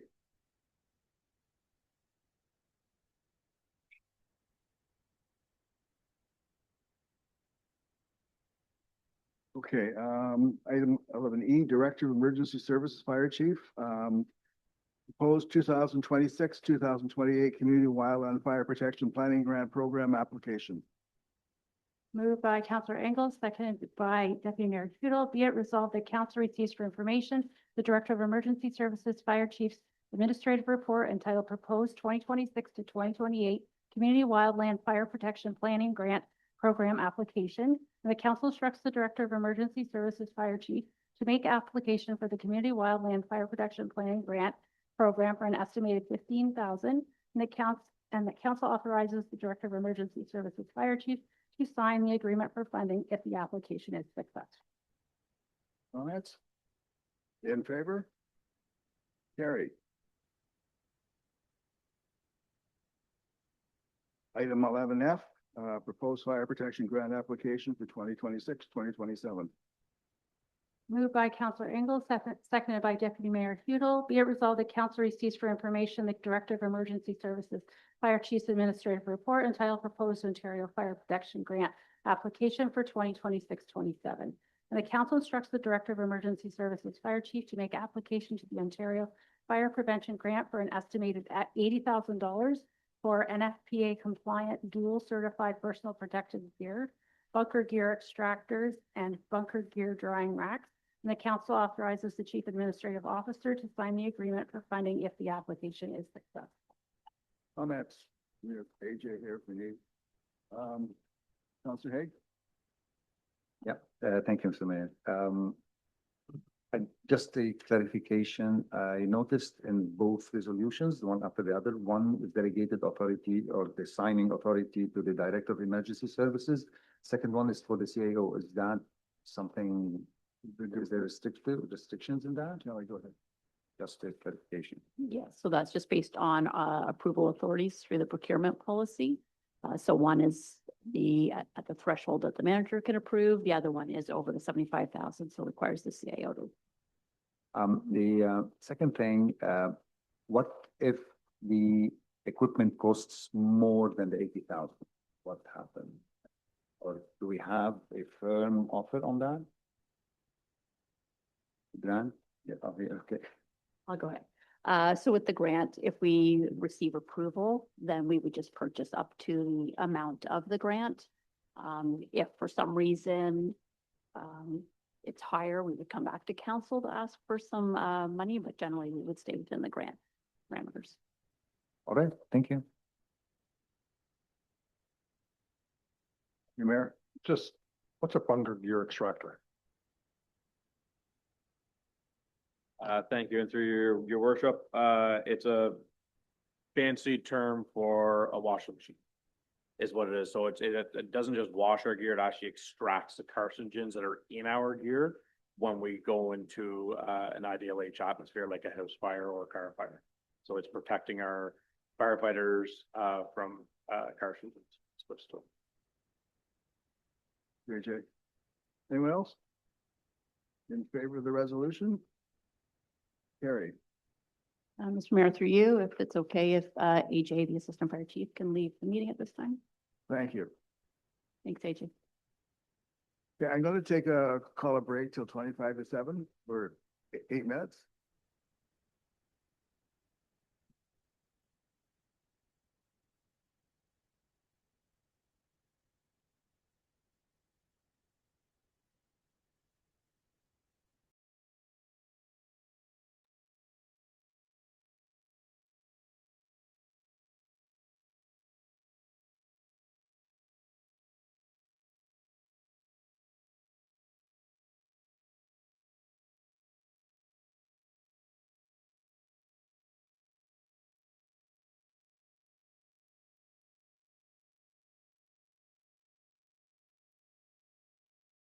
Okay, welcome back, everyone. We're on item 11G, road allowance closure approval in principle, Ortwin and Oshani, Brochu, and Johnston, Nikifork. Moved by Councilor Engel, seconded by Councilor Hodge. Be resolved that council receives for information the clerk planning manager's administrative report entitled road allowance application for approval in principle, Ortwin, Roshini, Brochu, and Johnston, Nikifork. And that council approves in principle the application of closed stop up and sell part of the road allowances described below. Part of the shore road allowance described as lying in front of part of lot 26 and lot 27, concession 17, geographic township of area on Mazenau Lake. Part of the shore road allowance described as lying in front of part of lot 20, concession 6, being part 1 on registered plan 13R1847, geographic township of Berry, Cashlackanack Lake. And part of the shore road allowance described as lying in front of part of lot 6, concession 12 being part 15 and 16 on registered plan 13R214, geographic township of Miller on Grindstone. That's in favor? Carried. Item 11H, road allowance closure and bylaw, Sites Way, Branson/Hermer and Sosnovsky. Moved by Counselor Hodge, seconded by Counselor Ingalls. Be it resolved, the council receives for information the clerk planning manager's administrative report titled Road Allowance Closure and Sale Bylaw, Seats Way, Branston, Hermer, and Sosnovsky. And that as required by bylaw 2026-25, the following be declared as surplus and sold to the adjoining owners. All that part of the shore road allowance abutting Sand Lake and adjoining lot 36, concession 13, geographic township of Clarendon, being part 5 unregistered plan 13R11394, Sand Lake. All that part of the shore road allowance abutting Cashewackmack Lake and adjoining lot 307, registered plan 1045, geographic township of Barry, being part 2 unregistered plan 13R14741 in Cashewackmack Lake. All that part of the road allowance described as part of the road allowance between lot 31 Southwest Range and lot 31 Northeast Range, geographic township of Clarendon, being parts 3, 4, and 5 unregistered plan 13R23424. And that part of the Old Township road allowance described as part of lot 26 Southwest Range in the geographic township of Clarendon, being part 2 on plan 13R23343. The council will consider bylaws later in the meeting to stop, up, close, and sell these portions of the road allowance. And the council accepts the transfers of parts 1 and 2 on registered plan 13R23424 for the Hermers, with the applicant's lawyer completing the legal work for the transfers and the township transferring them to Hermer and Branson respectively at the time of transferring parts 3, 4, and 5. Like to read that again? Any comments? In favor? Carried. Item 11I, transfer of a portion of the Forest Road, Shugart. Moved by Counselor Hodge, seconded by Counselor Ingalls. Be resolved that council receives for information the clerk planning manager's administrative report entitled Land Exchange, Transfer of a Portion of a Forest Road, Shugart. And that as required by the sale of land policy, the following be declared as surplus and transferred to the adjoining owners. All that part of the Forest Road between lot 41, concession 13, and the geographic township of Clarendon being part 11 on registered plan 13R3568. And the council will consider a bylaw later in the meeting to stop, up, close, and transfer this portion of the road allowance. Comments? In favor? Carried. Item 11J, options for the failed tax sale properties from June 25th, 2026. Moved by Counselor Ingalls, seconded by Counselor Hodge. Be it resolved that council receives for information the treasurer's administrative report entitled Options for the Failed Tax Sale Properties from June 25th, 2026. That council wishes to vest the property not sold through the public tax sale process described as 1042-090-010 12-300-000 on Gully Road. And the council instructs the treasurer to transfer the cost of the written off municipal taxes, penalty and interest, and legal fees to be funded from the operating contingency reserve in the amount of $47,038.92, plus any additional fees to complete the transfer for vesting for 1042-090-010 12-300. And that council instructs the treasurer to reduce the taxes owing by an additional 40% for the property 1042-090-010-07402, which is Robertsville 9, and re-advertised. And the council instructs the treasurer to transfer the amount written off in the amount of $55,207.13 from the operating contingency reserve. Comments, Councilor Fowler? Yeah, do we actually own these properties, or the original owners still own it? The tax arrears. So these are tax arrears, we don't own them. If we agree to spend the $47,000, we will own that property. And that's to improve the intersection in the future. So we'll have to buy that land anyway. As you know, it's really interesting. Anyone else have any questions? John? So what happens if we don't get a bid on a 40% reduced Robertsville 9 property? What do we do?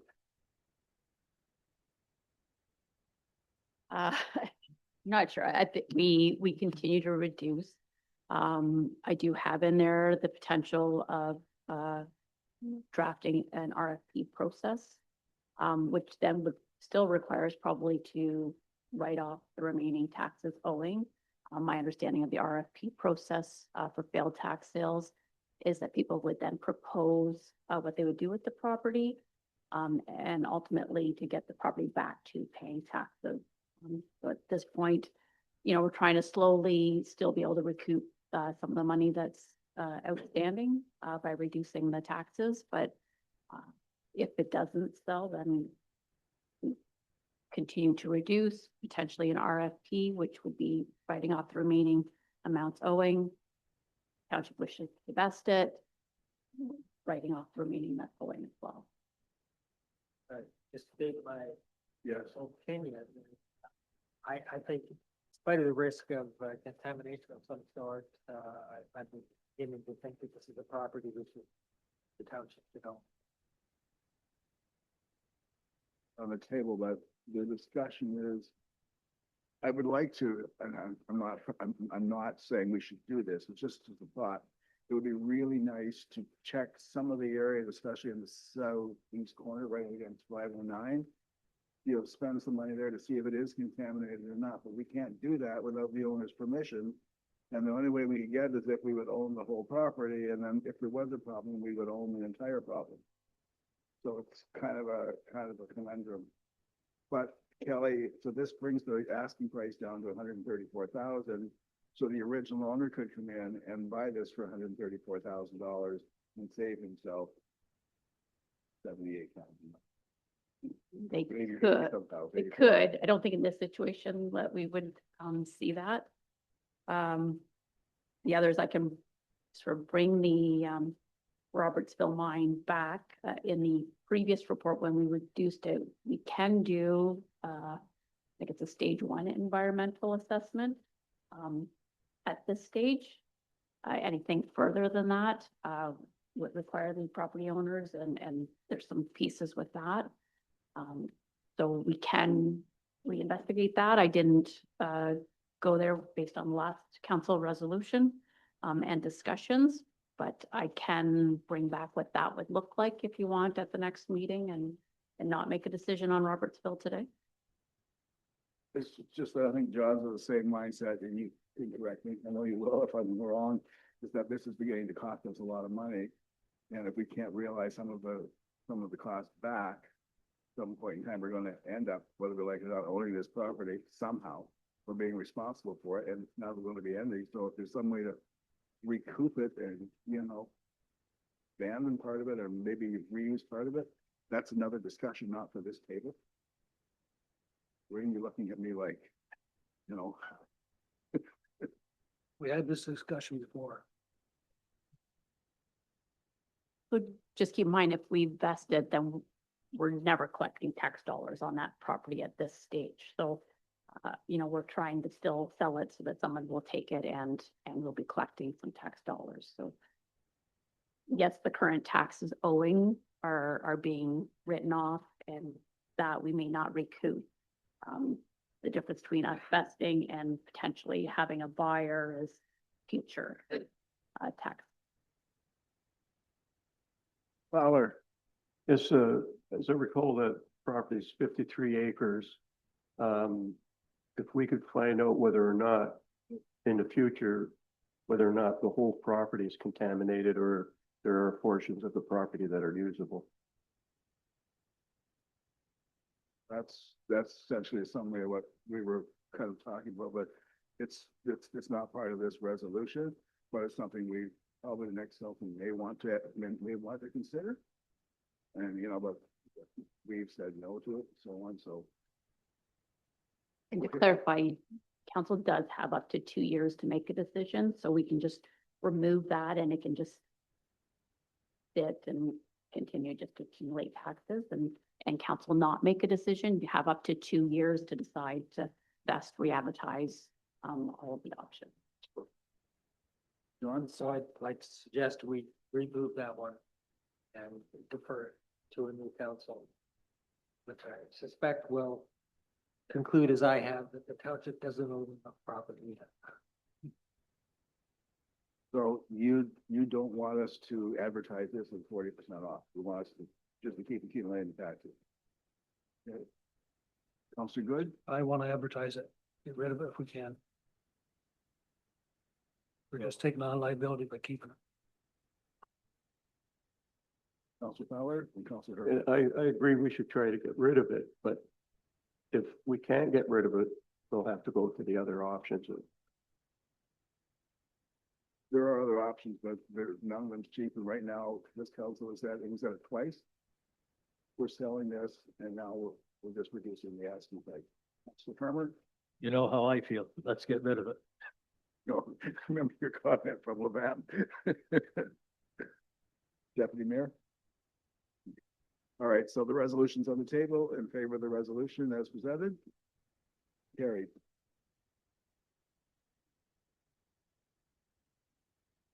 Okay, item 11K, speed control of pedestrian options in the city of the Clarendon Central Public School. Our manager of public works, Darwin Sproul, has a short presentation. I do, Mr. Mayor, to council through you. So at council's request, the reviewed options to address speeds related to pedestrian crossing on 506 in the vicinity of the public school. I guess I'll just stress this isn't addressing speeds and options throughout the entire village, or just really looked at that particular location. So just in the way of background, you know, the village is posted at 40 kilometers an hour.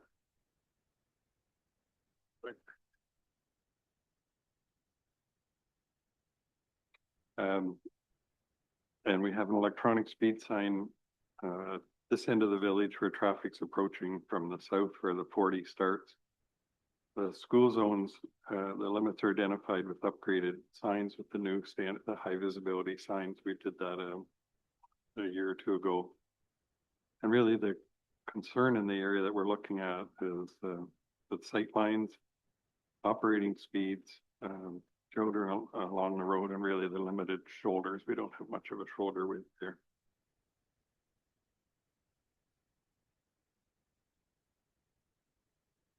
So the options that we've looked at and go through these was enforcement, and the CAO, it's been an issue previously, has requested OPP and monitoring within the village limits. So that's ongoing. We would always have the option of bringing in paid duty officers with radar service and a cruiser at an additional cost to the municipality. Speed bumps and rumble strips. It's a main arterial and it's posted 40. I haven't recommended the speed bumps for a number of reasons. The one is the challenge we have with winter maintenance and plowing that arterial with the speed bumps. And I think if we did look at speed bumps, not just specifically at where we're proposing this or proposing a potential crosswalk, but maybe looking at the entire village and better locations for them than just really only at the location that we're looking at. You know, they're certainly effective to help control operating speeds and traffic calming. I tend to associate them more with local streets than an arterial. But the other option was milling in rumble strips, and the concern I have with them is the surface treatment, and we typically mill them into asphalt, not into surface treatment. So again, there would be locations in the village where we have surface treatment over original asphalt. We know right at north of 7 as a result of the washout a week ago that the old asphalt is buried. There's like a foot of granular and then just the surface treatment. So if we're looking at milling those in, we'd have to do some work on determining what the pavement structure is. And I just don't know how effective they'd be through the entire winter season where they're just with ice or snow and plowed off. But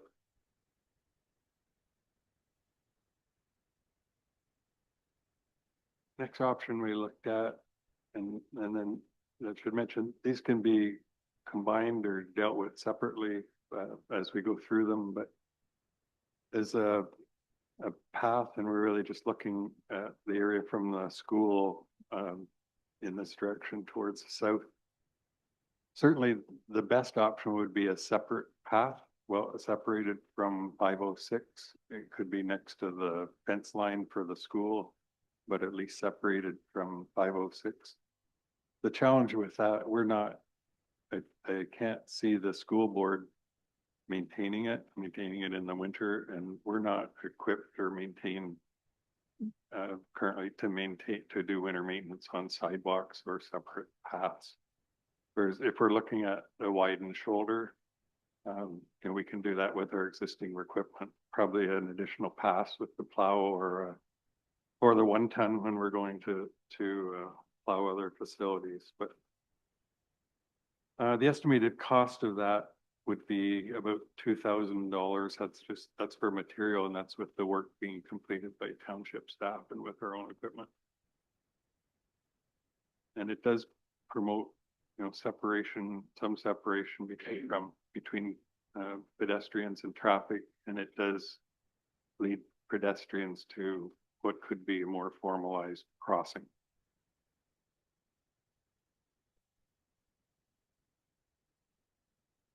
Other options were that the speed limit, so posted 40 and throughout the village, haven't really recommended 30 just for the school zone.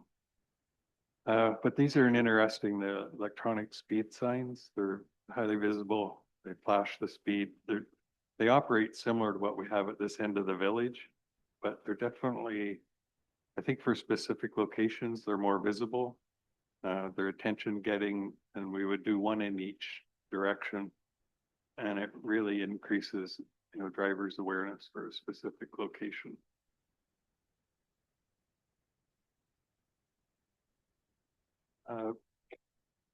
Crosswalk, we've looked at some options for crosswalks, and just in general,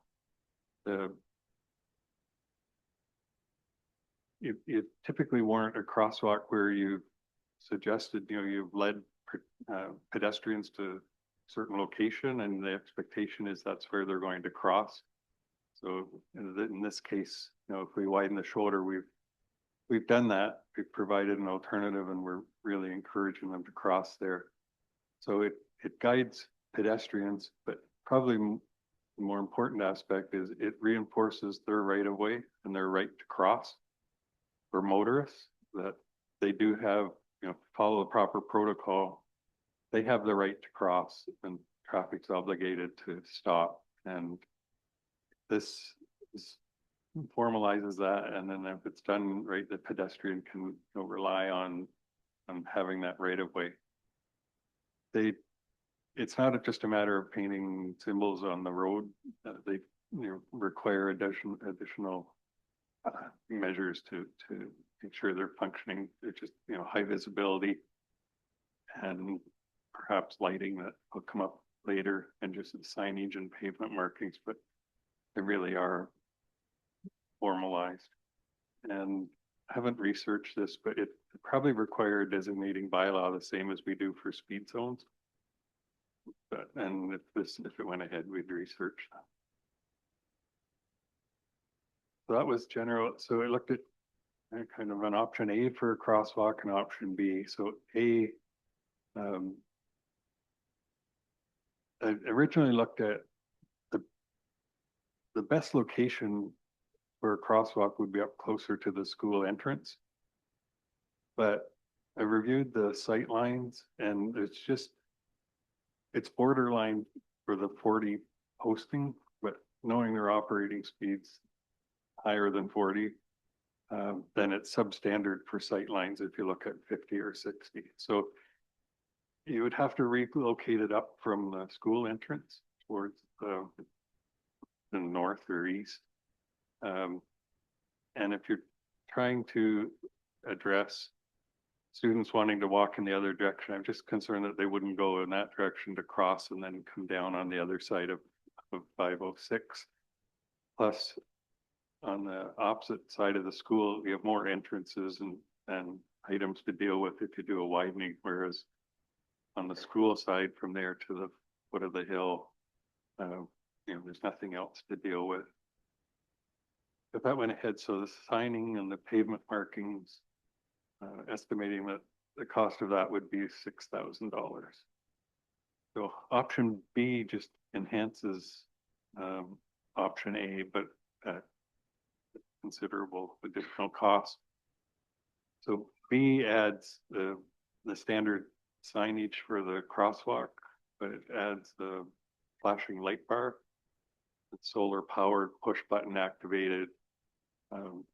Definitely increases visibility further and further reinforces the pedestrians right to cross there. But a pair of those, one to address each direction, they're $15,000. Apologize for the size of this, but it's basically the layout we'd be looking at. That's the crosswalk is hatched out. And then markings in advance of each side of the crosswalk and signage for the crosswalk. Then do not pass signage in advance of the crosswalk in both directions. And a reduced speed sign as well.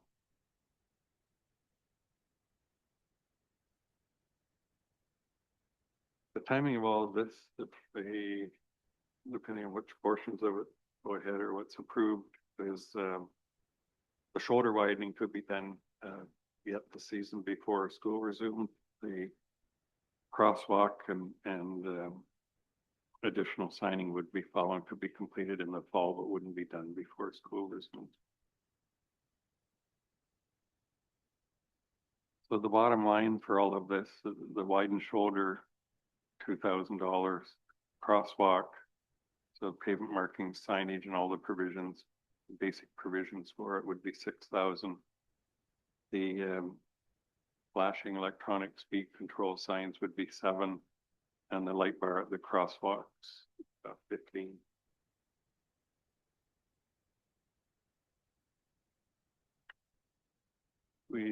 I did want to mention the crosswalk went ahead. It would be the first one formal crosswalk in North Frontenac. So. Thank you, Darwin. Questions, Councillor Fowler, Councillor Inglis, then Deputy. Mine's not so much a question, but that is a funny hill when it's a hill with a curve on it. And I could understand the difficulty it might have just putting anything in that area. It is an odd location. It's right at the SAG. And if you're having an issue with speed, it's going to be people approaching really from either side. Heading this direction, I feel like they're through the village and approaching an 80, and the other direction they're coming out of an 80, a 40, but on a hill. Councillor Inglis?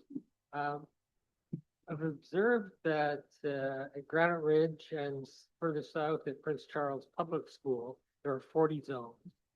And they're generally adhered to when I've gone by.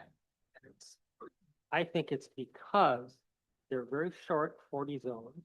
They're reasonable. Personally, I think 40 through the whole village of Plevna is unreasonable.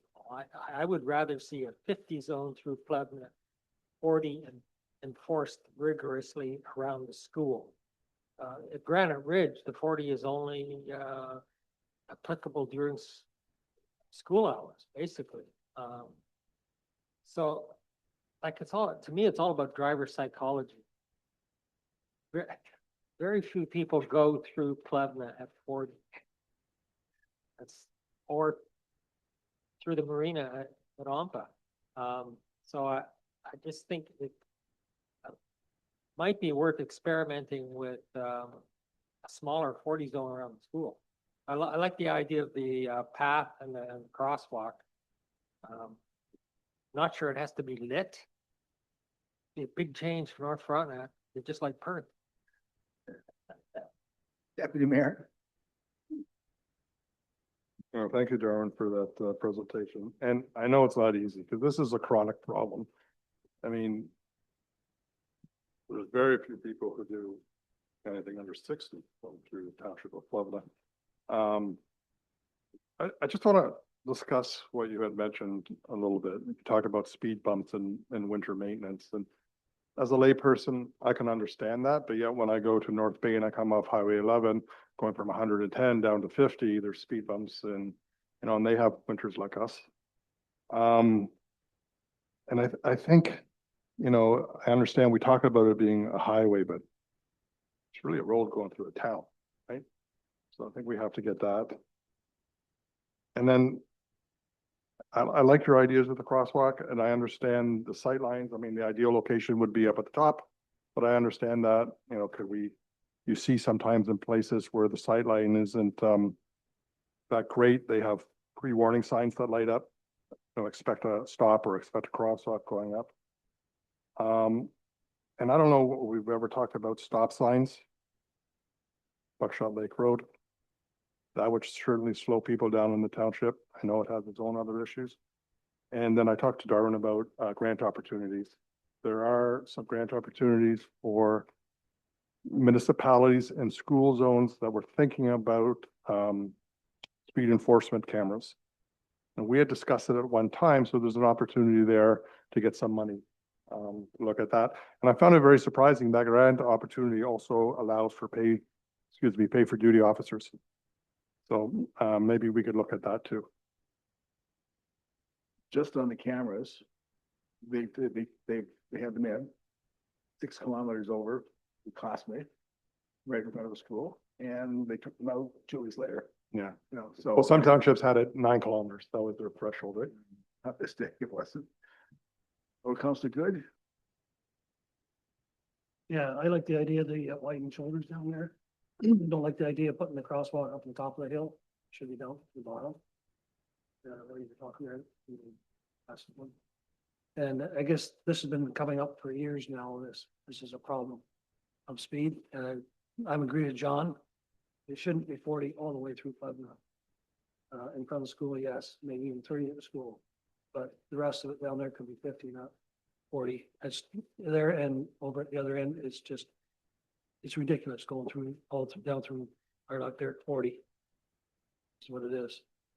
I didn't agree with it when we put it up there, but I don't use it that much either. It's not my end of the township, but I know we got to do something, and if we can get grants for it, then that would be all the better.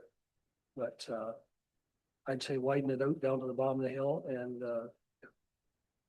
if there's a crosswalk there, if it's not, it doesn't have to be lit up all year round, just during the school, when school is in. But we do have to do something, I know that. Mike, you have a comment? No comment. Okay. Definitely, Red. You know, I guess it was 2 years ago, we put that 3-way stop at down in Harlow. Road, yeah. And that was, and I know because I go down there and they would come down that hill at 89 kilometers an hour and you're trying to make a left-hand turn there. And it slowed people down. So that's why I suggested the stop sign somewhere in this area, right? To me, Buckshot Lake Road, you know, seems like a. Can we start with just widening the shoulder and maybe some extra signage? You know, without getting into the full-blown crosswalk and everything else, like just a reminder, it's a 40-kilometer-per-hour zone, like a black and white sign, and widen the shoulder. And maybe it's, you know, pedestrian crossings or something like that. Start with it, see what happens. And if it's working to some extent, okay, fine. If it's not, well, we have other options.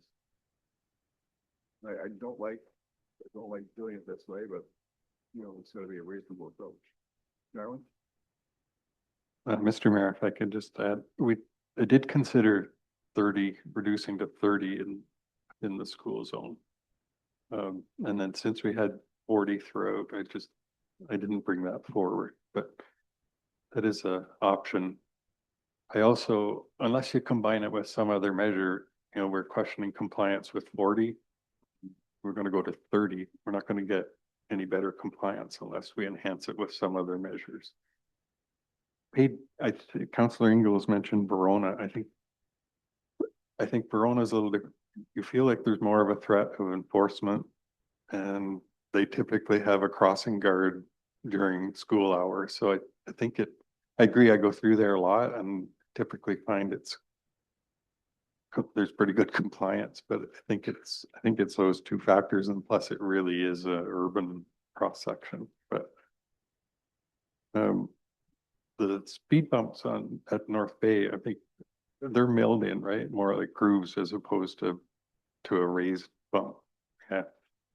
And they're certainly effective, but they don't just put one. There's a series of them. Like it wakes you up and it gets your attention, and there's something coming. So, but the grant, I'm not familiar. I heard about it when they advertised removing the radar signs. But I assumed it was applicable to if you had signs and you were removing them, but I never thought of, if it applied to this type of situation. You can do it incrementally. You can do the shoulder widening. I guess if you added, it would be, I really like those enhanced speed signs, but it's $7,000 for a pair of them. I think the other thing would be really effective, I don't know the costing for it, but the paid duty, and it can just be random. And the effective part is you never know when they might be there, but it probably would be at additional cost to the township. I don't know what the paid duty rate is now. I know when we talked about this a few councils before, our CEO has said that he had called the OPP and asked for increased, has that even happened? I drive through Plevna quite a bit. I haven't seen any enforcement. Certainly in between Alpha and the Marina, at the River Road and Marina, last year. But I mean, it's the pay duty. I found it very interesting that if we were successful in getting that grant, does pay for pay duty. Fowler. How about making the zone a community safety zone where fines increase? You see that a lot in these areas. Well, nobody has mentioned it yet, so it's just another option.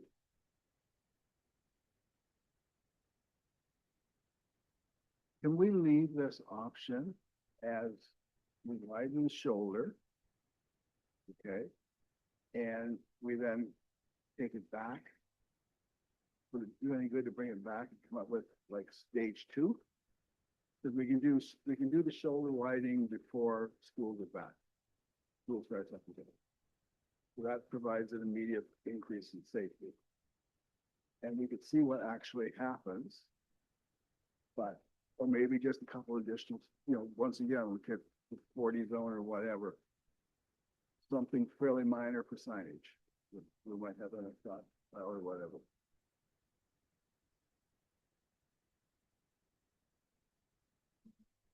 Darwin? Yeah, we could do that, and we could research the grant opportunities if there's a provision there that it would cover paid duties.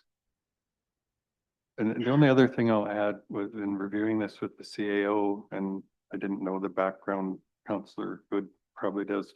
At one point, they did look at like a 3-way stop at Buckshot Lake Road.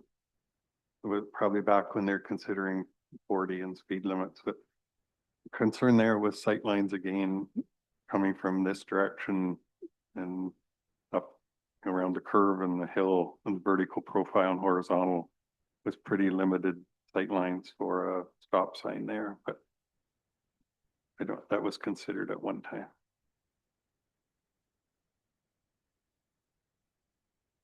Good. Yes, we considered that too, but it's not going to be helpful at the school. Is what we found. That stop sign up there. Okay, we've kind of batted this around a bit. So what do you wish to do? The first option is to vote on the resolution, or to pick an option. So the first question is, do we want to do something? By the consensus that I see, yes. Question is, what do we want to do? So, Councillor Ingalls. I would suggest create the path as you described, and a passive marked crosswalk unlit. That could all be done before school. Yeah, I agree with John, and then look at what grant availability there is, and then we can always increase the level of care or whatever you want to call it. Counselor Fowler. We have to do enough to make sure the kids are safe. Wow, yeah. It'll make it a very difficult discussion. Pardon? We can do that. I think OPP, ask for additional OPP, enforcement. Of course, once the first two or three locals go through, everybody knows what it is. So, but hey, something is better than nothing.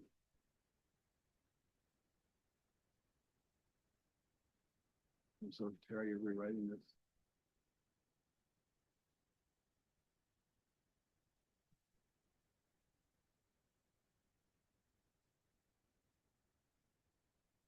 So the direction I'm getting kind of on the table is that council approves the shoulder widening and the crosswalk, removing the electronic speed sign, the solar powered light bar. Public Works Manager will do the shouldering, the widening before school. We'll have to fix the amount from tangible capital asset fund, and that council instructs the CAO to contact the OPP for increased enforcement. Session. And research the grant possibility.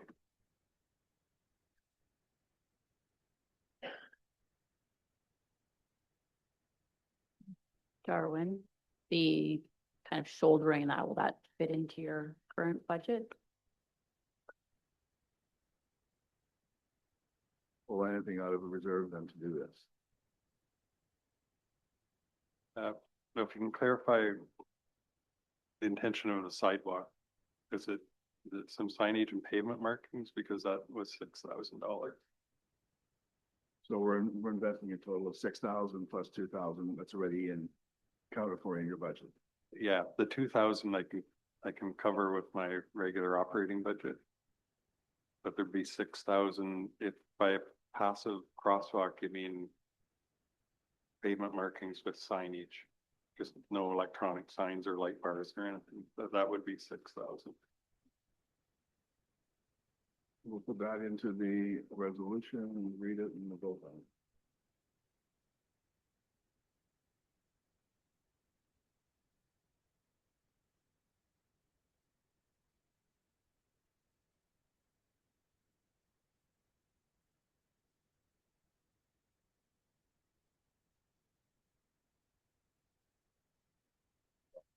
Moved by Councillor Hodge, second by Councillor Engels. Be resolved, the council receives for information the Public Works Manager's administrative report entitled Speed Control Pedestrian Options in the Vicinity of Clarendon Central Public School. And the council approves the shoulder widening and crosswalk. And that council directs the Public Works Manager to complete the shoulder widening prior to school resuming. And the council instructs the treasurer to transfer the additional cost of the approved items to a maximum of $6,000 from the Infrastructure Sustainability Tangible Capital Asset. And that council instructs the CAO to contact the OPP for increased enforcement. And the council instructs the Public Works Manager to investigate grant opportunities to cover additional safety measures. Any final comments? In favor? Carried. Darwin? Thank you very much for your presentation and your information.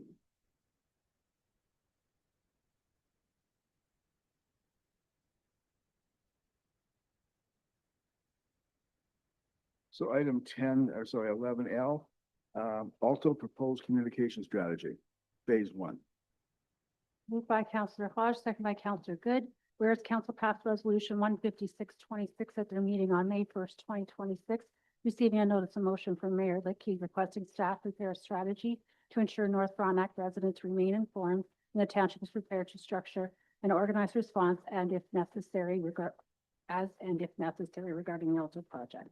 And whereas council passed resolution 17626 at their meeting on May 21st, 2026, instructing the manager of community development to work with Mayor Litkey to prepare a strategy with respect to the Alto project to ensure the township is prepared to organize a response and to ensure residents remain informed, including legal advice as to what is permitted.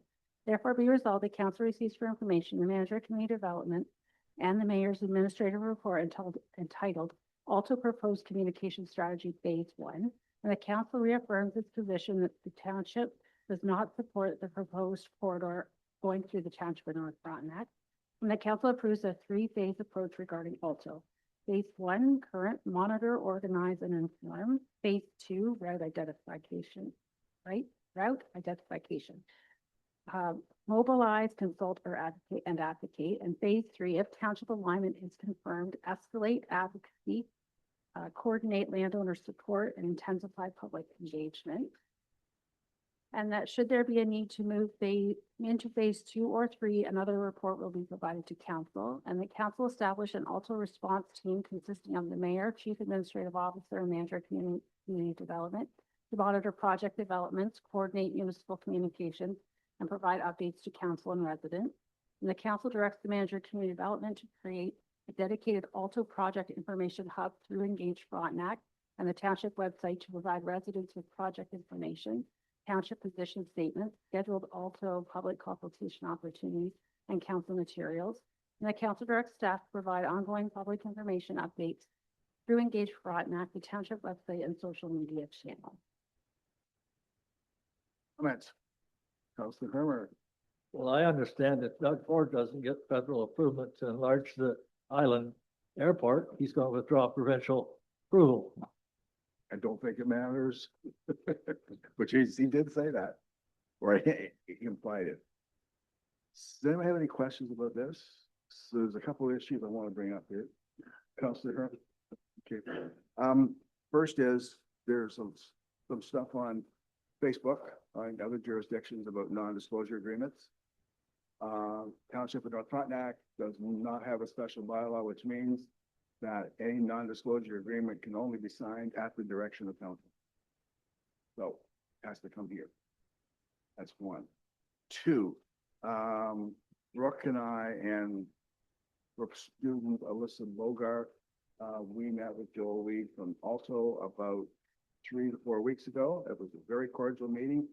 It was nothing like you were reading about on Facebook and the other jurisdictions. First question was, are we off the hook? And the answer was no. But read between the lines when the Ministry of Transport for the federal government and his colleagues travel all the way to Kingston and say they're definitely interested in looking at the possibility of a Kingston route. They have all this stuff about drones and so on. They said they're not using any of that yet. They will not go on your property without signed permission, and that includes township property. They are not, well, they're in the business of purchasing property that's currently advertised for sale. That would be could be in a potential route. And they've only bought one property so far, and that was near Peterborough. And so on. They're working on the corridor between Ottawa and Montreal. That's called the Central Corridor. And they will have that route hopefully finalized to the public by the end of 2026. What we understand the Minister of Transport wants it a little earlier. The northern route, the western route, which is us, is to be finalized or laid out by early 2027. So that was a very cordial meeting. We were offered the NDA on the basis that if you want it, you can sign it, or we'll put it to you, and you'll then know what's happening behind the scenes in all the other municipalities, because there are community benefits and so on. And we said, thank you very much, but I don't think we're there yet. If you want that, then we can bring it back, but we don't even know what's coming here. So then Brooke and I attended about a week later, we attended a meeting set up by Michelle Foxton, who's the Liberal candidate for the next election, next federal election. And she arranged a meeting with a number of mayors, the Falls, Leonard Highlands, us, South Frontenac,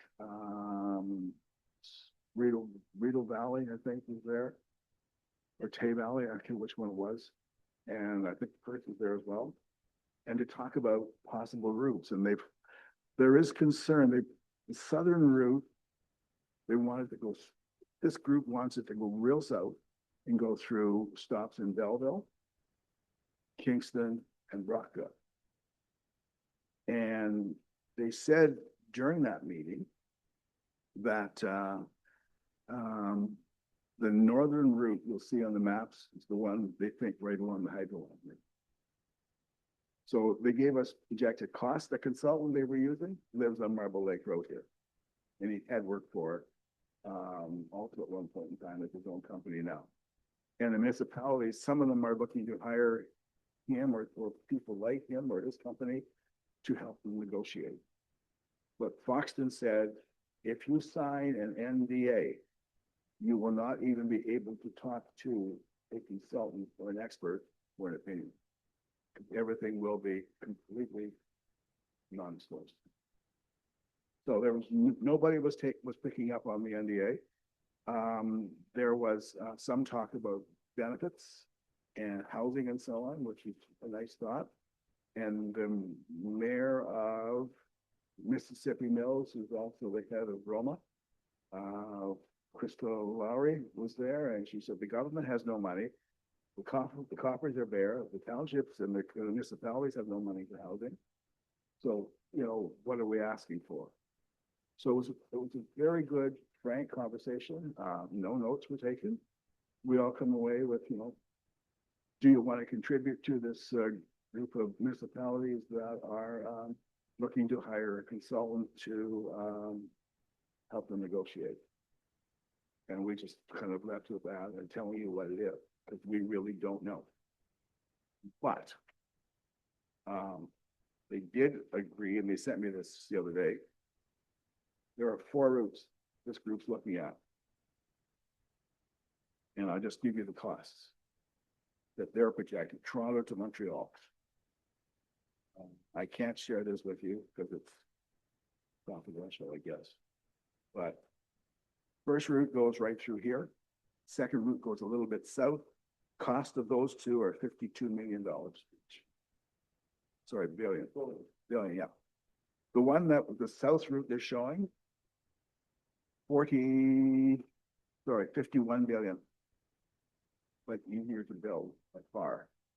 And then the one down along the 401 is only 46 billion. Remember, this is the group that wants the southern route. And then there's commute times to be concerned about and so on and so forth. But so far, we have no idea what's coming here. Probably isn't, but we don't really know that for sure. And we can't make that assumption. We have to be aware of what's happening at all times. There's something I'm missing. I apologize. I'll probably remember it later, but that's, did I get it, Brooke? Okay. So that's about it for where we are with Alton. I did call Stone Mills because there's a rumor out there that Stone Mills is not issuing any building permits because of Alton. That is not true. Not at all. It's business as usual, but they have noticed a reduction in building permit applications, and they're wondering if it's related to potential also roof coming right through there. Either way, it's going to come through North Frontenac or it's going to go down there. If it was, which is totally different. So, any questions? No. I guess what we're doing here is approving Brooks' communication plan. Looks good to me. What immediately comes to my mind is, would this have helped us during the defense consideration? Maybe. Deputy Mayor? Yeah, I just follow up with Councilor Engels. This is just a communication plan. If it does get to stage 2, that's a whole different ballgame. Right. We may know earlier, but we don't think so. And they did say, by the way, the corridor is supposed to be 1 kilometer wide when we start, but it may be down to as low as 200 meters. And that they won't be going across lakes. They'll be going around them. Which we kind of wondered about, but it is what it is. Anyway, So in favor of the resolution? Carried.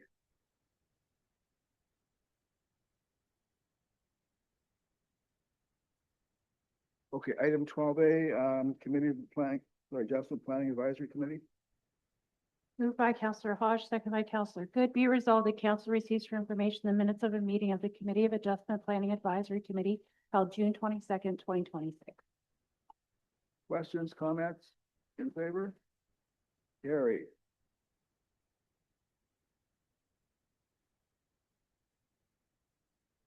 Item 12B, Economic Development Task Force.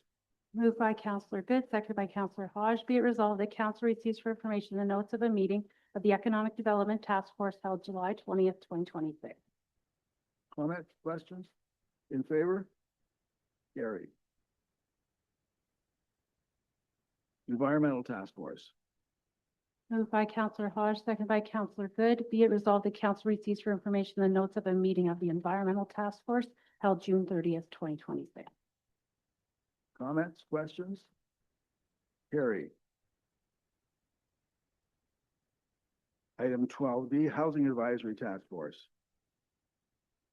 Moved by Counselor Good, seconded by Counselor Hodge. Be resolved that council receives for information the notes of the meeting of the Housing Advisory Task Force held on July 8th, 2026. Comments, questions? Councilor Haig.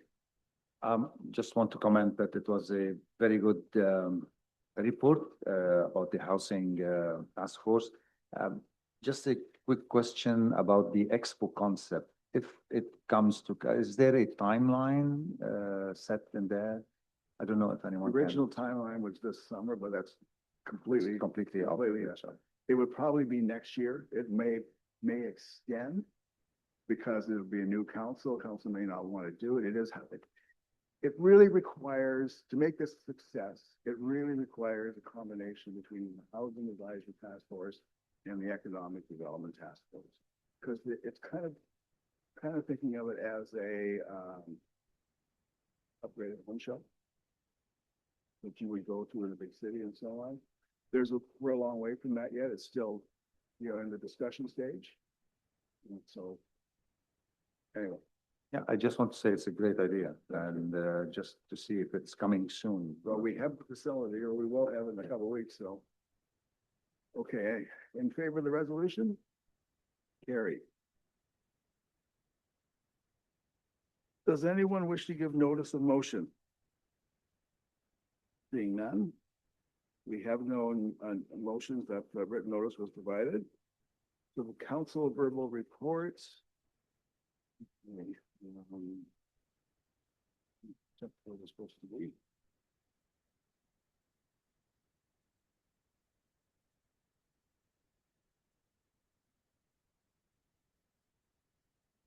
Okay, so week ago Saturday, I attended the Clinton 50th Anniversary Festival. It was organized by Maud Formosa Topping and her, she had a really good group of volunteers. It was really well done.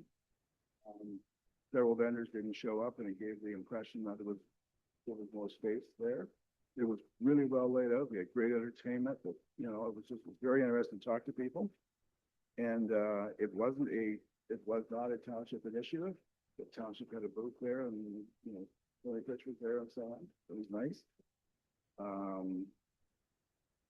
The county apparently put money into it. They have a recreational fund somewhere. They had money into it and whatever. So they work really well. On July the 17th, I think the day after our last council meeting, FMSC had a board of directors meeting in in Glen Burnie. And then we met at the Verona site. Verona site, we joined by Minister Flack and his team, and by Minister McCarthy and his team. And we had federal representatives there as well, plus representatives from the board of directors, plus representatives from South and Central Frontenac. And we started at, I want to go back to the original page, I get this right. We started at the Verona site. It is a greenfield site. It's brand new. It's not on the main drag, or it's not on the site of the apartment building that burned several years ago. It's on two sides of the road. The communal system, which we were, advocating for, takes that site from about 32 units up to 92 townhouses and and they seemed to be impressed. Everybody talked really supportive of it. Then we went to Charlotte Lake, which was really an interesting site. So that's the old school property downtown. And they were looking at 10 seniors apartment units. Communal water supply and wastewater system will take it up to 45 units, plus a library, plus they have some of the adjacent lots. They have a serious problem there that some of the lots are very small. And the central told us if those septic systems fail, it can't be rebuilt. And then what did you do? So we asked first if the ministers would consider designating Frontenac County as a demonstration project site. And they didn't say yes or no. And I thought Black was not paying attention. What he was doing was on his phone, taking pictures and emailing everything to his staff with comments, and those comments came back during the half-hour lunch and so on.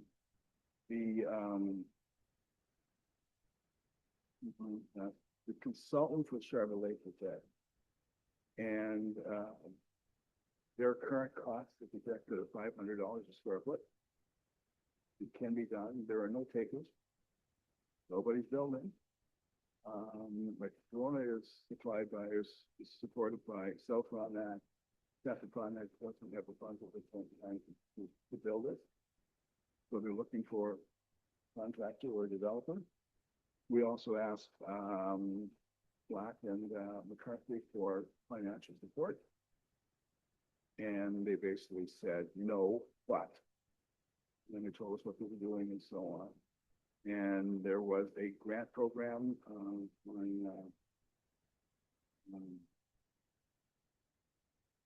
development charges, and they offered us the opportunity to give us an extra extension to make an application, and that wouldn't involve us, but it did involve Self-Frontenac. The Self-Frontenac has development charges. Central does not. So the two CAOs, the two CFOs were working that out. And I understand that application was made. And Flack and McCarthy also made the point that Peel Region is doing this, and that's going to be their poster child. But they acknowledge that Frontenac County is in front and center in this. They're well advanced, or we're well advanced, and that they would be looking to us for rural input and so on and so forth. It was very interesting 2 hours here, hot day, but it was very interesting. So, then the Buckshot Lake AGM, Palmerston Lake AGM, the Summerfest, talked about the Alto meetings, and apparently I part of a car wash on Saturday. So careful what you agree to. So next one up is Vern Herbert. Councilor Herbert. Nothing to report. Councilor Fowler. Yes, today we had a Zoom meeting with the EOTAA. They called it this meeting because there's a bridge built in 1904 that's up by Nainu that is going to be closed because it's condemned, I think. So we had a big conversation regarding that. The Lake Associations, I did attend the Palmerston Lake Association meeting. SALT, we have a event on October 16th at Snow Road. It's going to be about insurance. And Frontenac, Ontario Provincial Police Board will be meeting next week on August 20 at 9 a.m. That's all I have. And Councilor Inglis. Attended the Canado Lake Property Owners Association, and they were very glad to hear the news. I told them, but they were very glad to hear it. Mr. Deputy Mayor. As far as lake associations, I attended the Buckshot, the Palmerston, and the Brewer Lake Association. I've been invited to South Nations Conservation Authority. They're doing a tour, sort of, they've invited the 4 local conservation authorities, because we're now all gonna be one. So that happens September 8th, and the MVCA board meeting's not until September. And Councillor Hague. Yeah, as for Lake Association, I attended the Cache Lake Association General Assembly. I'm going to the Shabomeka Lake meeting, and the new doctor is signing his contract, and we're doing that will be happening September 4. We'll be there as well. Yeah, that's it. So that takes us to item.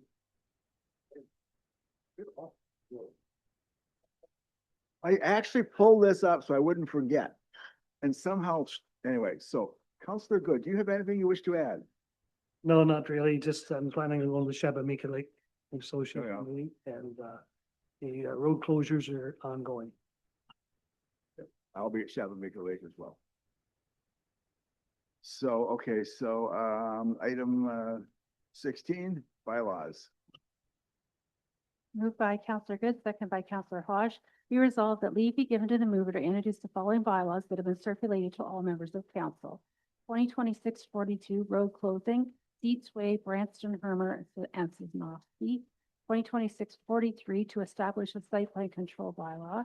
2026-44 to sign the medical service agreement, and 2026-45 to amend bylaw 2026-06 final tax rate bylaw.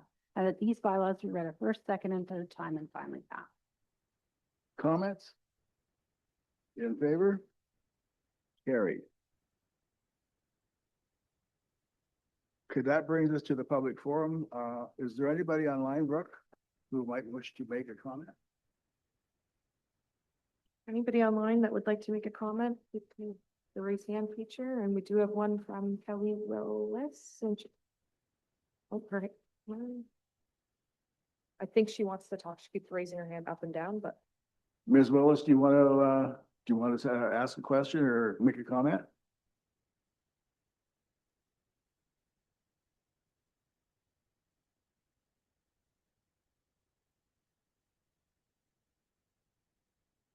I can't. we can't hear you, Kelly. Does look like you're unmuted.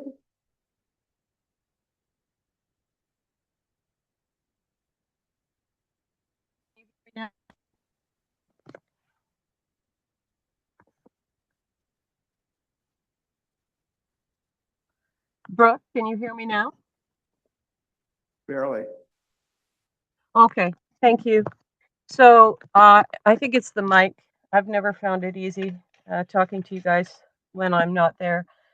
Just wanted to mention something about the school zone. I've just found that in the area, when you're coming into Plevena, dropping from a speed of 80 to 40 is very significant. Something that the town might consider is to have a better harmonized. Sorry, Kelly, we're having difficulty. You're fading in and out. The last thing we heard was the 40-kilometer zone coming into Plevna. Yeah, it drops from 80 to 40, which is significant. Maybe you could consider throughout the township to go with a 70, 50, 30, and then that way the rate people will be more inclined to accommodate. Hey, Kelly, you honestly, you keep fading in and out. It's very difficult to hear the point you're trying to make. What I have heard is that you're suggesting a transition from 80 down to 70 before we get to the 40. Well, yeah, that would work too. But I think that just changing the speed would make a big difference. That way you could hit the school zone at 30. Okay. Yeah. Sorry. A couple more. One was the communications of interest. Number 11. Which one? There was a number 11. It was the letter from Bruce Town. They were asking for permission for recruiting medical aid. It was quite a nice letter. There might be support given there from the council. This also might be considered a way of attracting additional support from the municipalities or the other municipalities in the ministries. You could ask for funding to help with cleanup of hazardous waste and environmental contaminants. And that might help with the Robertsville debate been going on. Yeah, we're gonna have to revisit that when you're in the council chamber sometime, because I heard Robertsville, I heard possible ministry involvement, some additional funding and so on, but it didn't come across as a coherent message because you're fading in and out. Okay, sorry about that. Thank you for your time. Okay. Is there anyone else online? Thank you. Sorry, thank you for your comments, Ms. Wills. Is anyone else online wish to make a comment? Does anyone in the council chamber wishes to make a comment? Okay, thank you. So that brings us to the closed session, which means we have to clear the council chambers. We will bring it back to open when we're finished. If some of you want to stick around, wonderful. If some of you want to leave, thank you for attending. We appreciate it. Moved by Councillor Hodge, second by Councillor Good. Be resolved that council retires to closed session at 7:45 PM to adopt minutes of a closed meeting held July 9th, 2026, to receive information regarding litigation or potential litigation, including matters before administrative tribunals affecting the municipality or local board, specifically appeals to the Ontario Land Tribunal, and to review requests under the Municipal Freedom of Information and Protection of Privacy Act if the council, board, commission, or other body is the head of an institution for the purposes of that act. Comments? In favor? We'll take a 5-minute break, but we're in closed meeting.